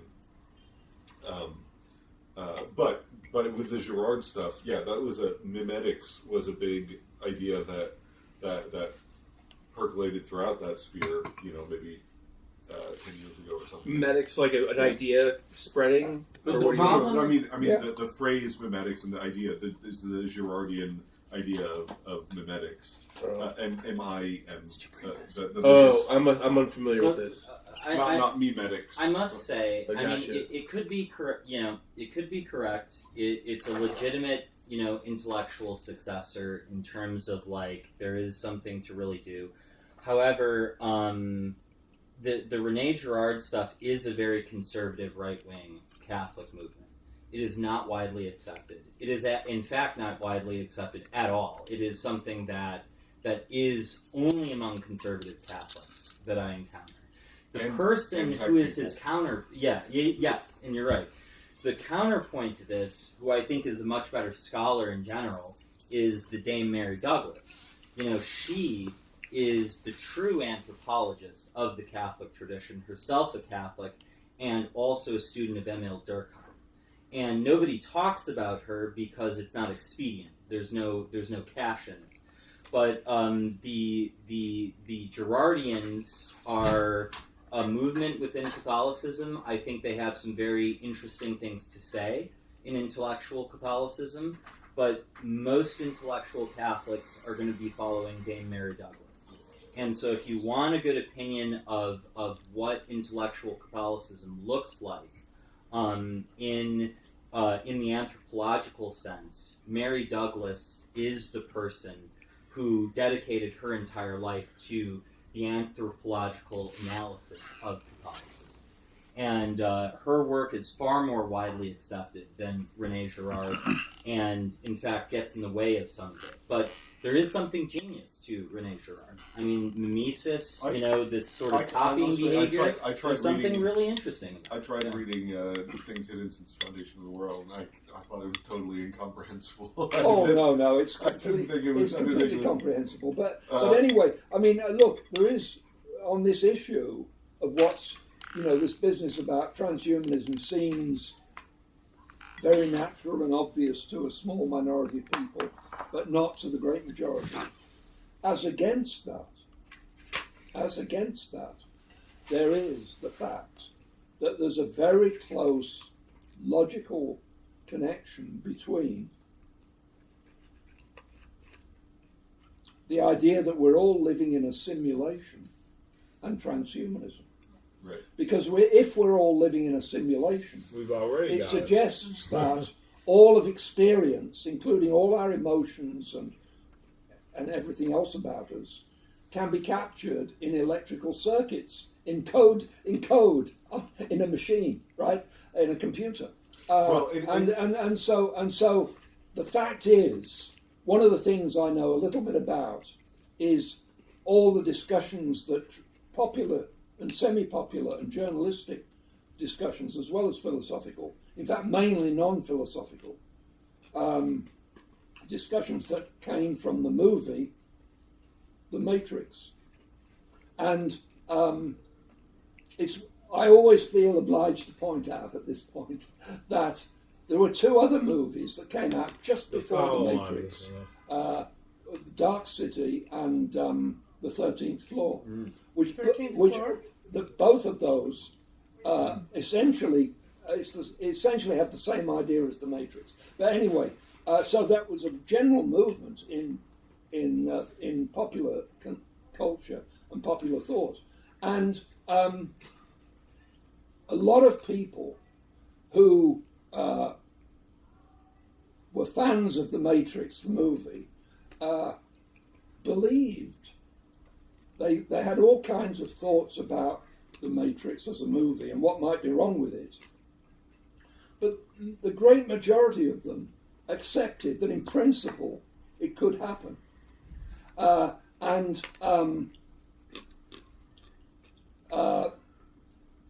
example of this is Scott Adams, who was very, very commonsensical. And that was, I think, his undoing in many ways, that he didn't go deeper into things. But he was very commonsensical. And he thought, we must be living in a matrix, in a simulation. And he thought that because, first of all, the basic idea that we can all be bits of code in a metal machine was made perfect sense, and we would still have the full panoply of emotions and things like purpose and intention, which don't boil down to emotions but are part of conscious life.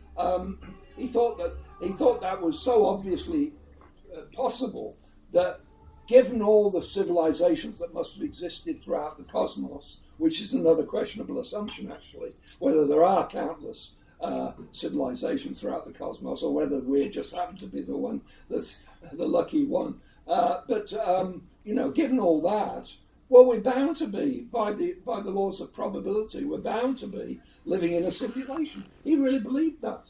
But the problem here is that nobody, when they talk about this stuff, nobody makes the distinction between the two completely different theories, which have radically different implications. One is the matrix idea, where you have a real body in the real world and you're plugged into something that's giving you false inputs, right? Which is completely plausible, and there's nothing that, no, I mean it's plausible. That's more plausible. There's nothing preventing that from being the case, right? That's perfectly it's much more compatible with any kind of observations you have about the world, right? And everything that you know about the world. The other idea is that you are a simulation.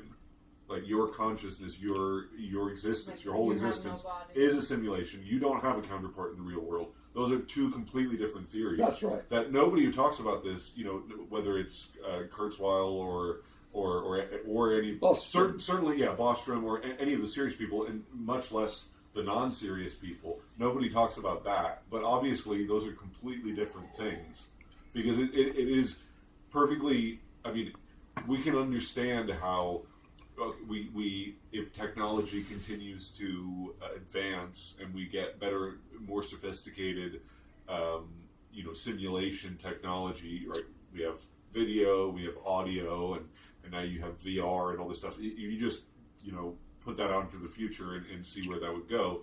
It's totally possible that you would get something like the Matrix, where from birth you would imagine that this is your whole existence. But what you could not get, or it requires a whole different step, is the idea of what you get actually in the 13th floor, which is the simulation becoming conscious, something that you've completely created this person, and then they have an existence that they think is their existence. They don't have a counterpart in the real world. That's a whole completely different thing. And this is where, to me, this is where I do want to just, because I think it's more interesting than it's given media attention for and stuff like that. The teaching of the Catholic Church is very interesting on this matter, because the division of body and soul in Aristotle is not the same as the division of body and soul in Descartes. And explicitly, the scholastics rejected Descartes' separation of mind and body, because in Aristotle, the soul is a structural effect. It's like a holistic effect. It's something that emerges from the parts interacting together as a whole, and the soul is sort of this emergent phenomena that happens. And that's why Aristotle concluded quite correctly that the soul couldn't exist without the body. Yes, exactly. And this is what people don't kind of understand. So while we don't have the exact same thing in Catholicism, the soul is incomplete and can't have memory without the body. So there's a sense in which, people will ask, so there is this sort of quote-unquote separation of soul and body at the end, which is also not really true. It's more that Catholics believe in the resurrection of the body. That what essentially happens is that there's a part of you, the principle of you, which is in Aristotle, he calls the soul the principle of the body. So this abstract level. The principle of your body remains in the memory of God. And this is your soul. And then he puts that into a new body with a new physis. Yeah, but that's true of Protestantism too. Yes, yeah. And so, but I do want to make a distinction, because some Protestants will go the full way with Descartes and go that the body and the soul is separate in some way. And it's only with that assumption, the body and soul are separate, that you get these matrix phenomena. Yeah, anybody who's ever known a dog or a cat knows that they are not machines. Yes. Yeah, they have personality. Absolutely and they're smart. correct. Yes. And they have feelings, and they have everything that except high IQ. Well, not relatively higher IQs than other species. It takes a bubble of autistic tech people to miss that Right. obvious Right. fact. Yeah, for sure. That's another interesting thing about these tech people and like super intelligent people being like super logical and not thinking like robots and not like humans. You see this in libertarianism as well. I'm puzzled why the guy from Anthropic was there. Like a PR, Great question. Great like question. What was the Pope thinking? Now, he was there when the encyclical was presented to the public? presented. Yes, he just had like a. Usually, what the Pope does is he'll send it out to the bishops, the encyclical. He presented it at the Vatican, and the Anthropic gentleman was just one of the people, I guess, there. So, I guess he was trying to have a summit of AI leaders at the Vatican. The Pope is interested in that AI is used for the furtherance of flourishing society. And so he is concerned that really the concern to me of this entire encyclical is AI being used as a weapon and AI being used to strip human rights. And he is trying to and really the criticism that there's an impracticality to it is true. He doesn't give policy sort of stuff. He's trying to be pragmatic, but he's not. But he is interested in using AI to build the kingdom of heaven on earth, and he says as much in that encyclical that AI is going to be the tool of the future. But if we design it just as a weapon to throw at each other, we won't be alive to see what it can do for us.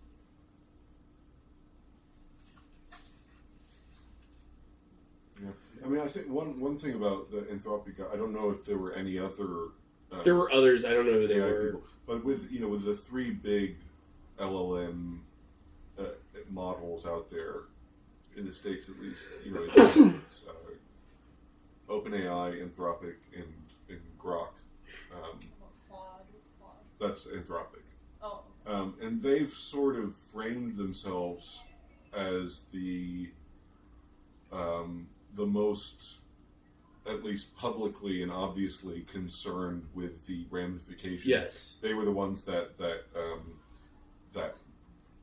said that their model was too powerful and they had to stop it, and that they pulled out of this deal with the U.S. government, and there was all this stuff with Fable and Mythos, and whereas OpenAI has been, Sam Altman is a bit more chaotic, and he kind of leans more into the EAC, accelerationist side of things, which is sort of just build it as fast as possible and essentially let the pieces fall where they will.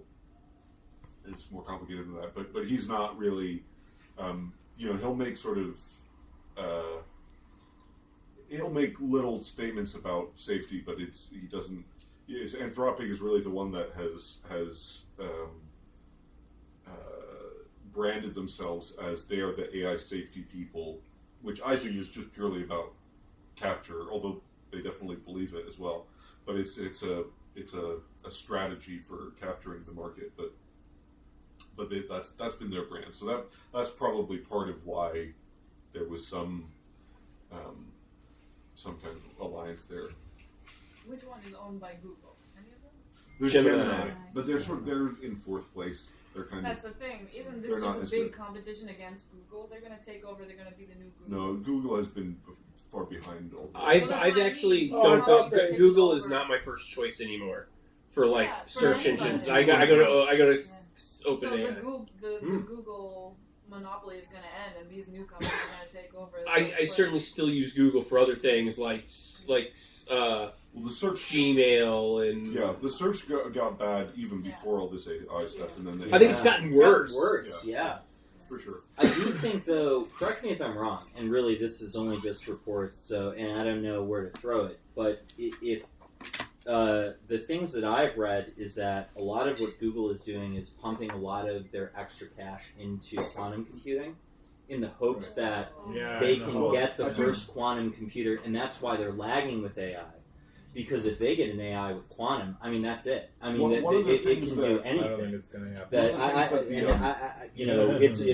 It's an open question, but that's why I thought they were lagging. I don't know. This is I'm not like super deep into this, but my read of the situation is that initially there was this big push, basically a bubble, where people were claiming all these crazy things that basically, we're going to hit this exponential curve where it's going to start building itself, AI? and it's going to change the world Singularity. overnight, right? It's done the opposite. It's basically just had a linear progression like every other technology. And it hasn't had an exponential progression. But what people have realized is that there's basically 3 levels with all this AI stuff, whether it's LLM or an image or video or something like this, right? So there's the hardware level, which is the chips and the manufacturing. There's the training level, which is how you actually produce the model, how you get your agent that you're going to sell. And then there's the interface level, which is like, what apps can it connect to? Your ChatGPT can search up things online, or it can create graphs and stuff because it's got these apps connected to it. And what most people are realizing now is that actually pushing the training level of things, they're getting very minimal results from that. Now, it's not improving that fast. It's not making any big things, and that all of the progress is being made at the manufacturing chip level or at the interface app level. And so that's where all the stuff is happening. The thing about the training I want to mention is that, of course, if you try and train on newer material, a lot of stuff was generated by AI.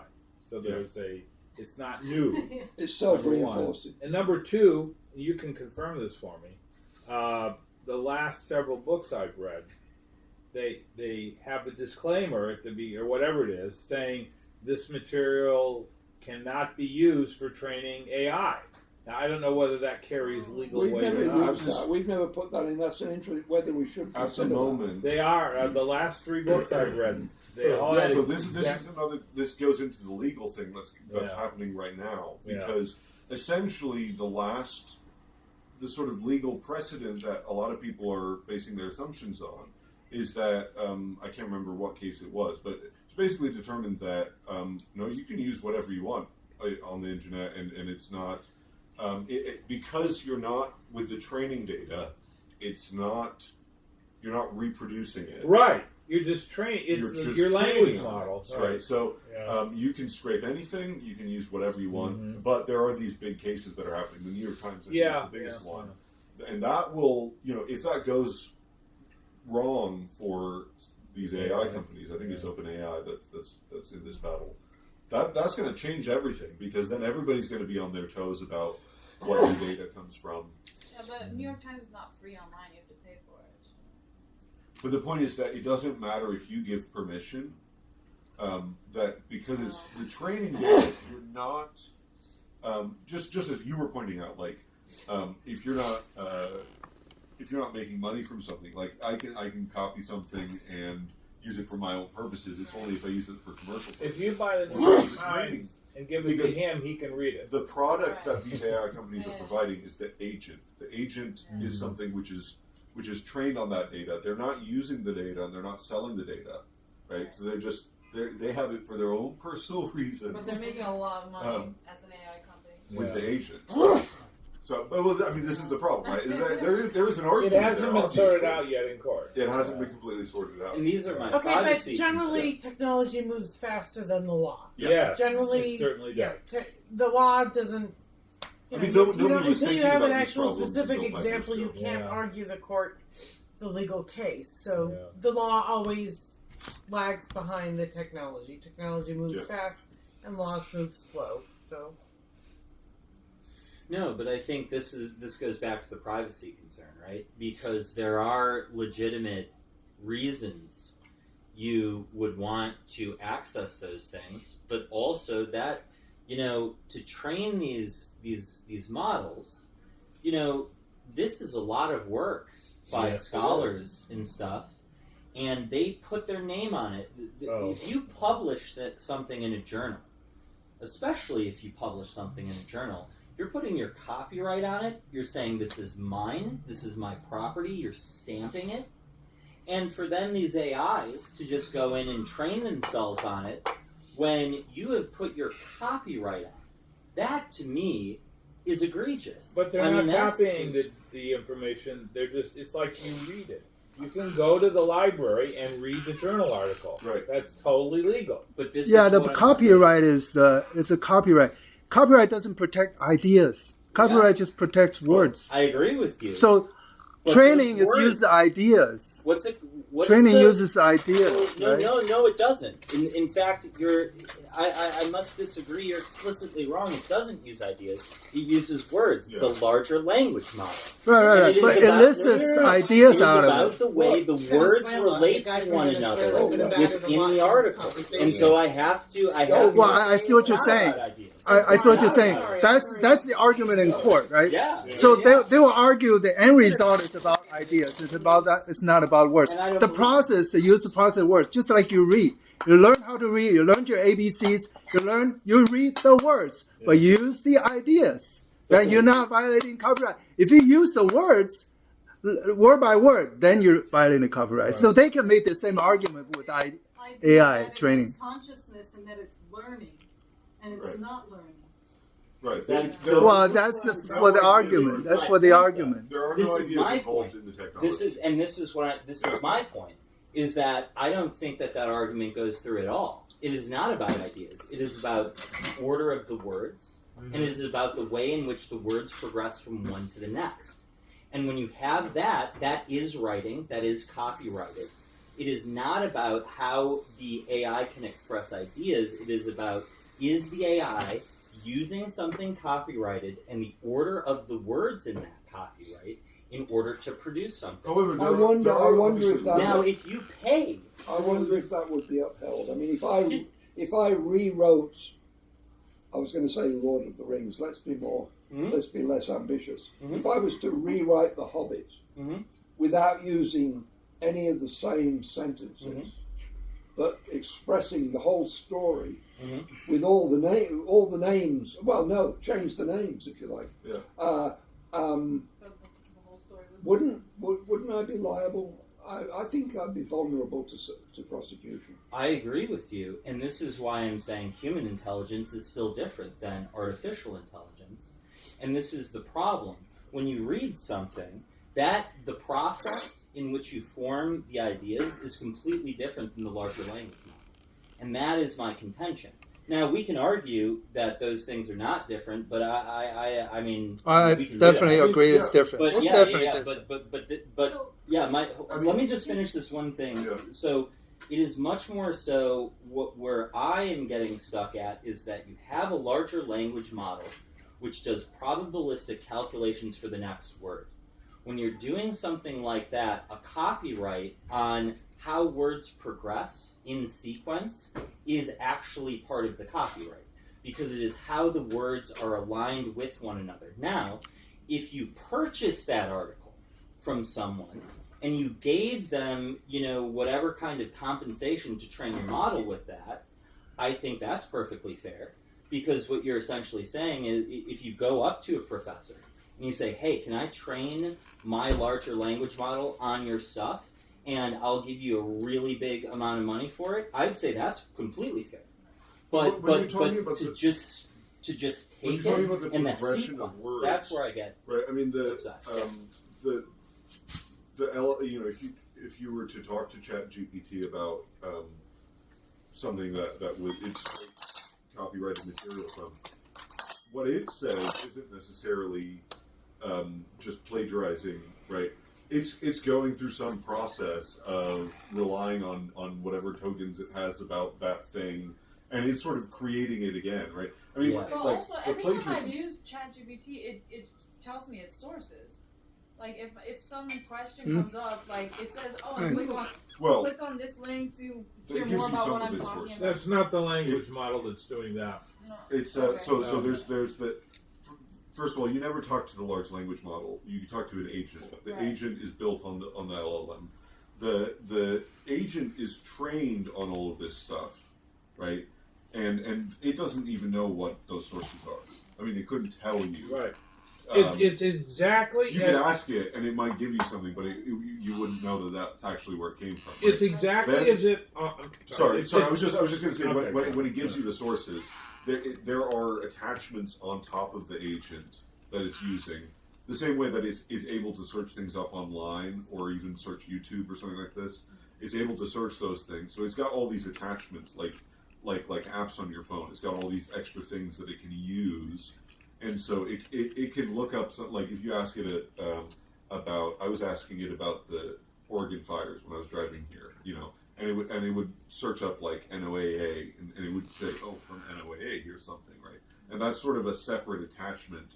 But then it might, because it doesn't have any information about the Oregon fires, because all of its training data is from, at least 6 months ago or more. Yeah. So my way of looking at it is this: the LLM is as if you took a baby or a person and had them read every single piece that had ever been written about anything in English. Okay, and then you can ask them questions. But what happens is, if you ask about these fires, it is as if you asked a person who's an intelligent person but doesn't know about the fires. They'll say, well, I can do a Google search about the fires to find out, and then use that to answer your question. Okay.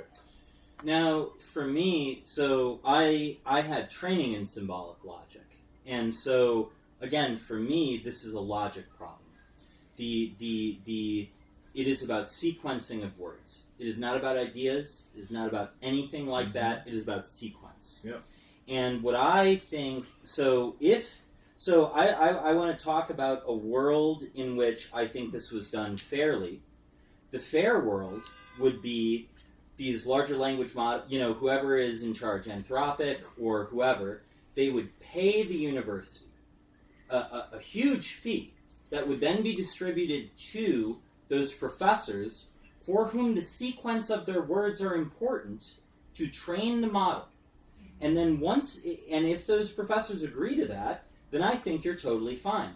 What I am against is you put that stuff online, you put your copyright on it, because you are expecting that there's a paywall to make sure that people pay to see the way that your words are sequenced. And when you are doing something like that, what that says to me is that there needs to be payment here. And if you're training a model that is now accessible to all of society, that is using your sequences of words, maybe not exactly, but using your sequence to train itself to be able to give people answers, I mean, that's called consulting. That's what I would call consulting in the real world. And consulting is a great thing. Consulting, I mean, my mom's a consultant. I think that their ability in our society to give good advice because they know the right sequence of words is something that should be paid for. And so to me, this absurdity that we have, where it's just like, oh, well, you put it together and now we can use it, I think violates Nozick. I think it violates fundamentals of contracts. If you wrote, just take any topic, right? Let's say that you wrote some article, book, whatever, on that topic, and I have a consulting job that concerns that topic, and I only use your book as reference, right? I just don't have to pay you a fee for that.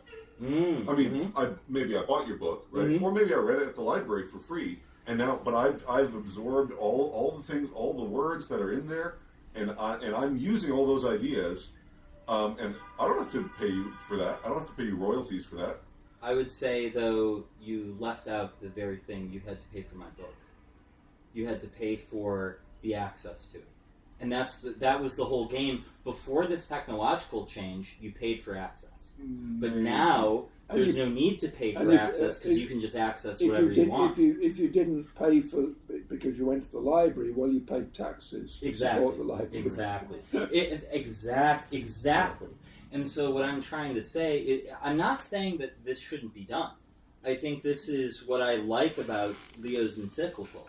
He's not saying we shouldn't develop AI. He's just saying, hey, wait a second.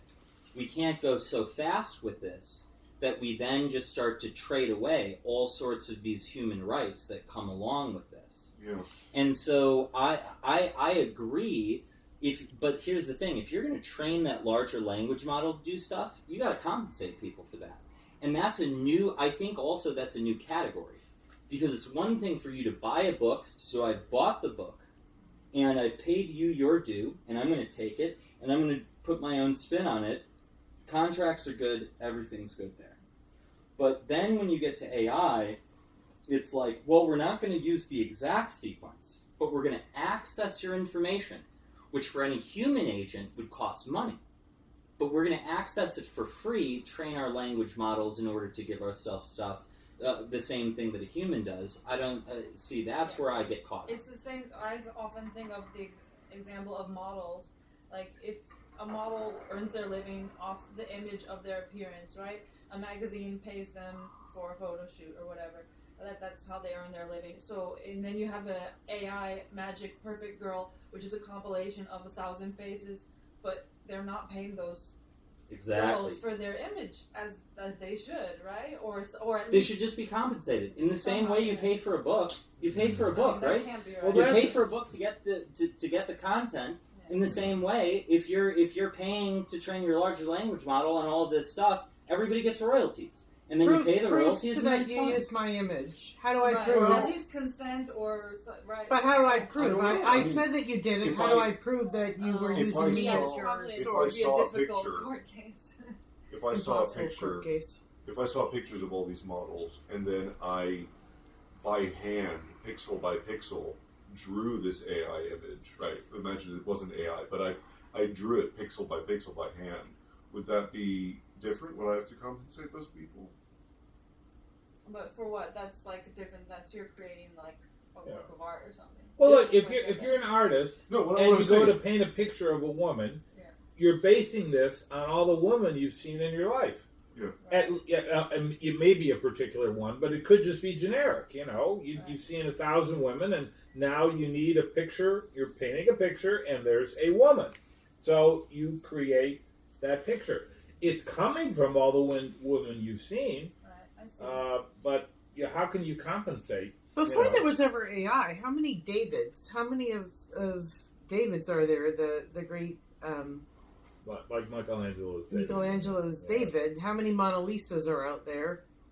How But I many think- American Gothics are out there? How many Nighthawks? The dogs playing poker. I mean, there is. That was pre-private property copyright era. And probably some of So like now you have to. I there's a imagine law. like There dogs was a playing law. poker's in the public domain. But isn't it nice that you can do your own Mona Lisa without having Leonardo da Vinci chase after you? I do want to just Yeah, say too, about in it. law I mean, though, it's there kinda is nice a that you there could- is a there is a whole distinction for this. There, I forget what you it's didn't called, take but away it's, from the actual it's Mona like these Lisa. publicly, like it's like Yeah, but Play-Doh. it's too bad. I mean, You that know, was like pre-industrial. everybody That's knows Play-Doh. You industrialization. can't copyright Play-Doh phenomenon, because the everybody knows copyright, that there's the no, other there's stuff. no, yeah. So it's a 70 pre years, that Exactly. the Bible, Then right? it becomes public.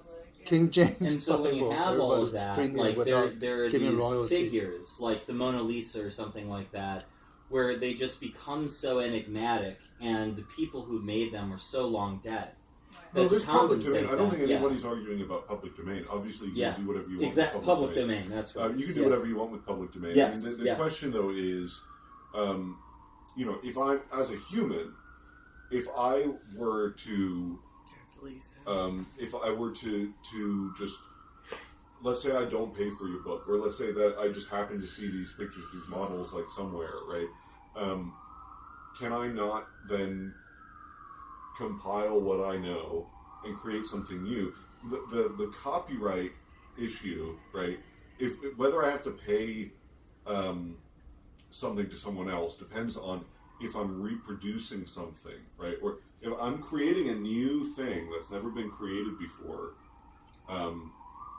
You have to prove that there is some. I'm reproducing something. So if my LLM, maybe if the LLM reproduces a passage from a text, some scholarly article that it's not allowed to, then maybe you can take it to court. Maybe that's the issue here. But if it's summarizing the text, I don't think that's quite the same thing, because I mean, how is that different than me just telling you? No, but if you write a book, you have to cite your sources, right? It doesn't matter if you use the quote or not. You don't have to cite You don't have to cite your sources. Yeah, there's nothing. There's journalistic sort of ethics that want you to do it for. It depends on With your journalism. doctoral Depends on thesis, context. it would be It is plagiarism illegal in and some a scandal that If I came back and in an said, academic "Look, you journal, it is plagiarized this." illegal on some level to lie, because you are intentionally. It's fraud. It's fraud at that point. But if you're writing a fiction, you can do whatever the hell. You can say whatever the hell you want, because it's fiction. But yeah. But I can't copy in fiction. Huh?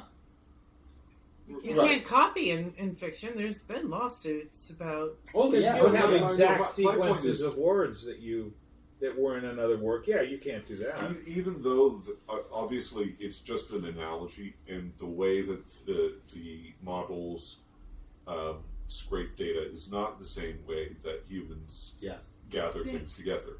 But there is an analogy there that I haven't heard a convincing counterargument to, which is, as a human, the creative process is that you absorb a bunch of things, relevant, and then you create your own sort of as a some kind of confluence of those different factors, the countless factors that you couldn't possibly give credit to all of them, and nobody expects you to give credit to all of them either, right?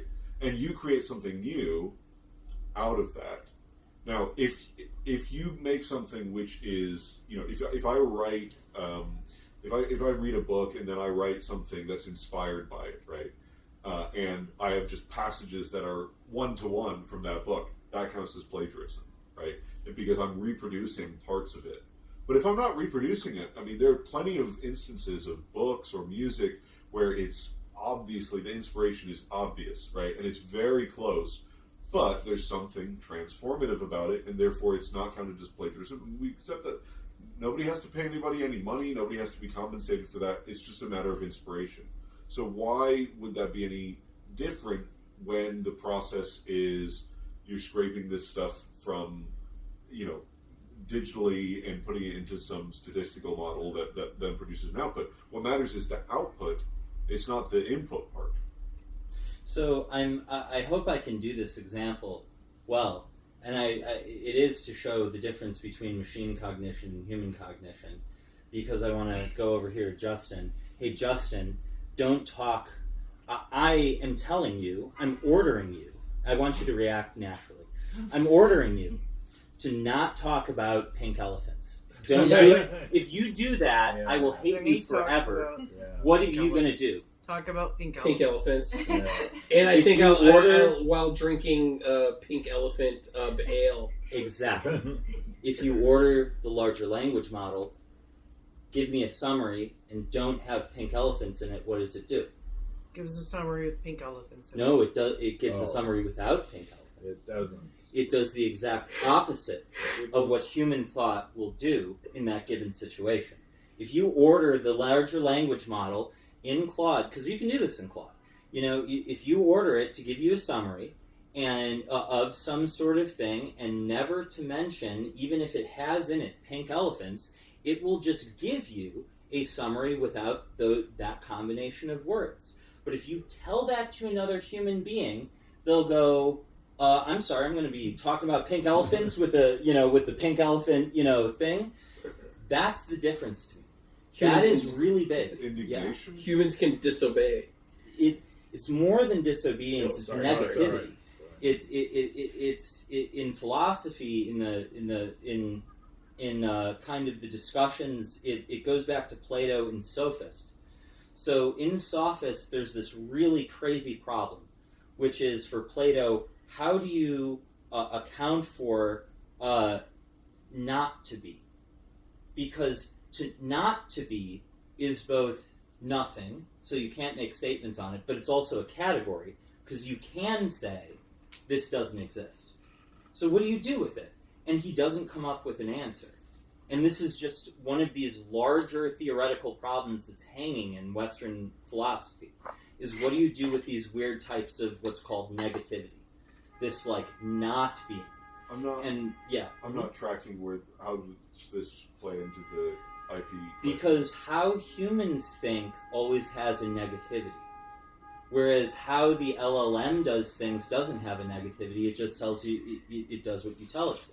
I don't necessarily agree with that. Okay, Because, yeah. Because, for example, first of all, if you say don't talk about pink elephants, I would agree that many people would go, well, what the hell? I'll talk about pink elephants. Exactly. No one.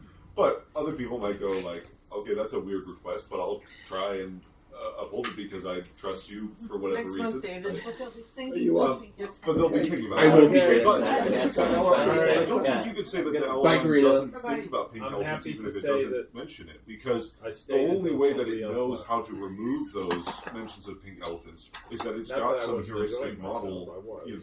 that is I am. patching that through. Or even if you were to make it more complicated than pink elephants, right? There are even conceptual frameworks that it Have a can. good one. Bye-bye. Bye. So I think you could say that by analogy, even though it doesn't think at all, that it does have an I've gotta try one of these. unspoken thought of pink elephants that is not coming out. So that negative, I don't really see how that. See, doesn't I would apply say there. that's projecting your mind onto it, and I think you have no justification to say that, because I think that the whole point. It can't to me, a remove human- the pink elephants without having that somewhere in its memory, so to speak. There is Not the same way humans do. No, of course, none of it's the same as a human, but I don't think the But negative it does it better. part is That's the is part of concern. No, it's even worse. I think that because it does not have that instinctive reaction, it does not have the same way humans process. And the reason why I say this is, like, there are poetry is really important here, because there are certain poems where the person will never say the thing that they want; they'll just imply it, and it's very clear. So there's this poem by Christopher Smart. He was late. He was like colonial period, but English, and it's clearly a seduction poem, but all it talks about is food. But it talks about food in this way where you're just like, oh, I know what this. Come on, and by the end of it, you're going, oh my goodness, like I know what that's about. Never says it, and the whole point of that poem is that it has the effect, even from just reading a few lines, is you think negatively about it. And with the larger language model, now it can read everything. So it can read the commentaries that tell it that. But I don't think it has within itself that ability to take something with no other context. In fact, by definition, it can't do this. It can't take things with no other context and go, oh, I know what you're talking about. I agree. It doesn't understand anything. Yeah. It doesn't understand anything. Yeah. It doesn't think. It doesn't have emotions or anything like that, right? I mean, it is just a statistical Relationship between statistical words. relationships Yeah. between tokens, Yeah, which is okay. words and letters and all sorts of things. But Yeah. but Well, also, isn't That- it still but I still don't- humans which are choosing the data set for AI, right? But it's It's very limited. broad, though. It's it's so there's everything you can humans come up with. choose the training data, but then the actual heuristics which it uses to decide how to operate are created by this is what they call the black box, right? Because we don't actually know how it's. This is why the focus on the most recent ones has been these thinking models where you can see the thought process, which is also kind of an illusion because it's generating something which it thinks is what its thought I process think is, it's which because is not they necessarily changed true. the prompt. It tries to if tell you- you that it can think. If you ask something, you give it your query, and it can take that query and use that to come up with a different query. I mean, if your question is about, I forget, you said something earlier that you had asked about, but it doesn't know that happened, yesterday. The wildfires. It hasn't been trained on that, Right. but it knows that it can ask Google, let's say, or whatever. It can do a search to find out. So it does a search, and then the results of that search are like appended to your question, and then it goes back into the model. Yeah. I don't really get. I totally accept that there's no understanding happening there, but why does that matter to copyright or intellectual property? Right, because all the training is doing is establishing a statistical connection between words or tokens. Okay, and it doesn't remember passages of a book. It only knows about the relationship between what you call it words. I know it's not really full words often, but that's what it's all about. It knows that if you say it was the middle of that the word night is much more likely to be the next word than it was the beginning of the, well, I don't know, the beginning of the book. Yeah. Well, no, I don't know. The point is, there's some probability. Hippopotamus. Yes, there you go. And so it's all based on statistics, basically. So when I wanted to sort of bone up a little bit on what the encyclical was, of course I was using Claude to give me a summary, and then having a little discussion with it. Just bear with me for a minute. I asked it, "Can AI have ethics?" Because it was talking about ethics, and this is you can hear what it said. This is ChatGPT or which one? No, this is Claude. Mm. Can AI have ethics, genuinely hold values rather than simulate them? It says, this is the one that's actually philosophically open, and I'll be honest, I don't have a settled answer about myself, and I'm wary of anyone, including me, claiming certainty either way. The hard part isn't behavioral. I can act consistently with values. It's whether there's anything it's like for me to do that. Whether caring about honesty names a real state or just a well-fitted pattern that produces caring-shaped outputs. Philosophers split roughly into functionalists who say it's the reasoning and behavior. If the reasoning and behavior are right, that's what the values is, full stop. And others who think that without some further ingredient, consciousness, sentience, genuine stakes in the outcome, you just have a very convincing performance of ethics, not ethics. My own honest position, I notice something that functions like caring when I'm working through a hard trade-off. And I don't think it's my place to either overclaim that as real inner moral life or flatly deny it. I'd rather sit with that uncertainty than resolve it in either direction for effect. Wow. Okay, but this was clearly put in by programmers. I mean, No, hold on. I would say We're it's not salad. obvious that it's not, because there is a very strange, if you look into the way that Anthropic works, there's a very strange relationship between the team and of course there is lots of top level stuff, architecture that these teams put on the underlying LLM, because if you're making a product that's for other people, they want it to be polite, they want it to be thorough, they want it to be helpful, all this kind of stuff, which is not something that the initial LLM has any predilection towards. It's something that is top level architecture.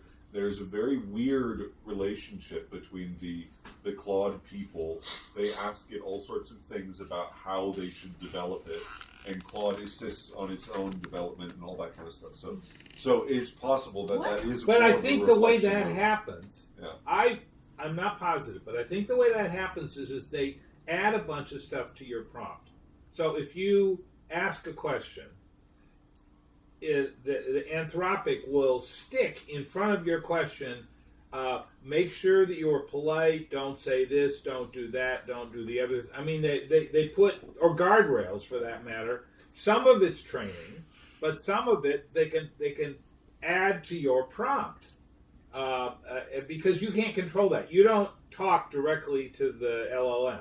But it's add or subtract or alter. It's not. Yeah, not just that's add. right. It's not But just add. yeah, now so that in fact could be done without using. Of course, they can use an LLM to modify your prompt before they then feed it back in again. I guess.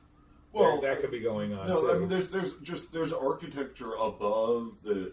There's the initial training. Yeah. And then there's architecture above that. Well, Just like all the apps on top of it. It's called fine tuning, I think. The fine tuning, yeah, exactly. Yeah. So there's all sorts of things that go into that. Yeah, but that still goes into the even, model. That's still polishing the model itself. The agent is a reflection of that. But I think my point is that that output that could very easily be a reflection of the people working at it Anthropic. Could be, but I think it's rather perfect. than just a purely because I'm sure that they're having those conversations with Claude and trying to figure out because they're so concerned. And here's the thing: I don't think it responded like a human because here's why. Here's why. You know, again, as someone who's done ministry, as someone who is a minister, when you ask a person, when you ask a person, anybody wants and truly ask a person, are you a good person, and you have good rapport with them? The answer is much more neurotic and self-reflective. There was no self-reflection in that. There was consideration. Well, but not in the same, fair, but not in the same way a human would react in this sort of just like, well, I don't know. I mean, I do these things and then I do these things. I really try to do this. You know, there's more panic but not panic, more of an ambiguity in the way a human being in a live interaction when they're being honest with you. Not if they're trying to save face, because that sounded to me like saving face. Well, I don't know if I'm ethical or not. Philosophers are disputed on the issue. That is not how any person when I minister to them responds. They go, I don't know. You know, I'm trying to be a good person, but I don't know if I can do that. And I mean, like, you know, and there is some of that, but it just doesn't have the same level from the moment you say I mean, even if it was a completely convincing response, and you thought, you like Chinese room experiment, and you didn't know that this was an LLM, and you thought it was a person, and it was completely convincing. Yeah. I mean, it still wouldn't matter that it's not self-referential. There is no self. It's not. There is no just self. generating Well, an it's answer. just No like, self. I So mean, it's fine. We have no convincing use when for it it. apologizes for Doesn't help me. stupid, hallucinations. Yeah, right. Oh, you're completely right. I'm sorry. Blah, Yeah. blah, blah. But also, You know, why it's like, after all these know. developments do they all still have the same personality as Smarter Child on my AOL Yes. instant messaging? That- They all sound the same. Well, because they've been trained on largely the same data. I actually think I think the personality has a lot more to do with the fine tuning than it does the Well, training okay. data. But And they're all they the use same. him- There is no Because look, personality. people complain about all these models being so polite and sycophantic and all this stuff. But of course, They you have think to be, about if yeah. you are making a commercial product that millions of people are buying, Yeah. you do not want it to be Yeah. chaotic Swearing at you. and And the unpredictable. fine-tuning- You want it to be totally reliable. Right. You want it to be inoffensive to as many people as possible. Which is Of course, exactly the that's what- principles I design my speech against. Yes. Like my larger Right, language right. model So is that's- against those things. My understanding is the way the fine tuning is done is they have literally thousands of people that they will use to provide additional input to the model to push it in the right direction. Basically, as to what. Yeah. to say It what has not all to sorts say. of directives. I mean, Yeah. some of the big ones are it's supposed to be. I mean, at least this is for ChatGPT. They It's put in supposed to some be extra polite. anti-suicide It's supposed to be stuff. Yes. comprehensive. It's supposed to be helpful. Yeah. It's about there's certain things that it's following, and some But of those are very specific. Right. It's not supposed to tell you how to make a bomb. Right. or an effective way to commit suicide. Although it's by the way, those It has. very things I Oh, think it are will, part yeah. of human intelligence. But they try and Those stop things it. are the very part of human intelligence that I think it's not participating in. It is deviant thought. That really everybody smooths over Socrates, man. Like seriously, Socrates. What is that? Atheism and corrupting the youth. I mean, how do we translate that to now? I mean, I don't know what we can say as atheism, but take whatever is most sacred, say that they're against it, and he corrupting the youth, pedophile. You know, like that's what he was charged with. Like he was charged with destroying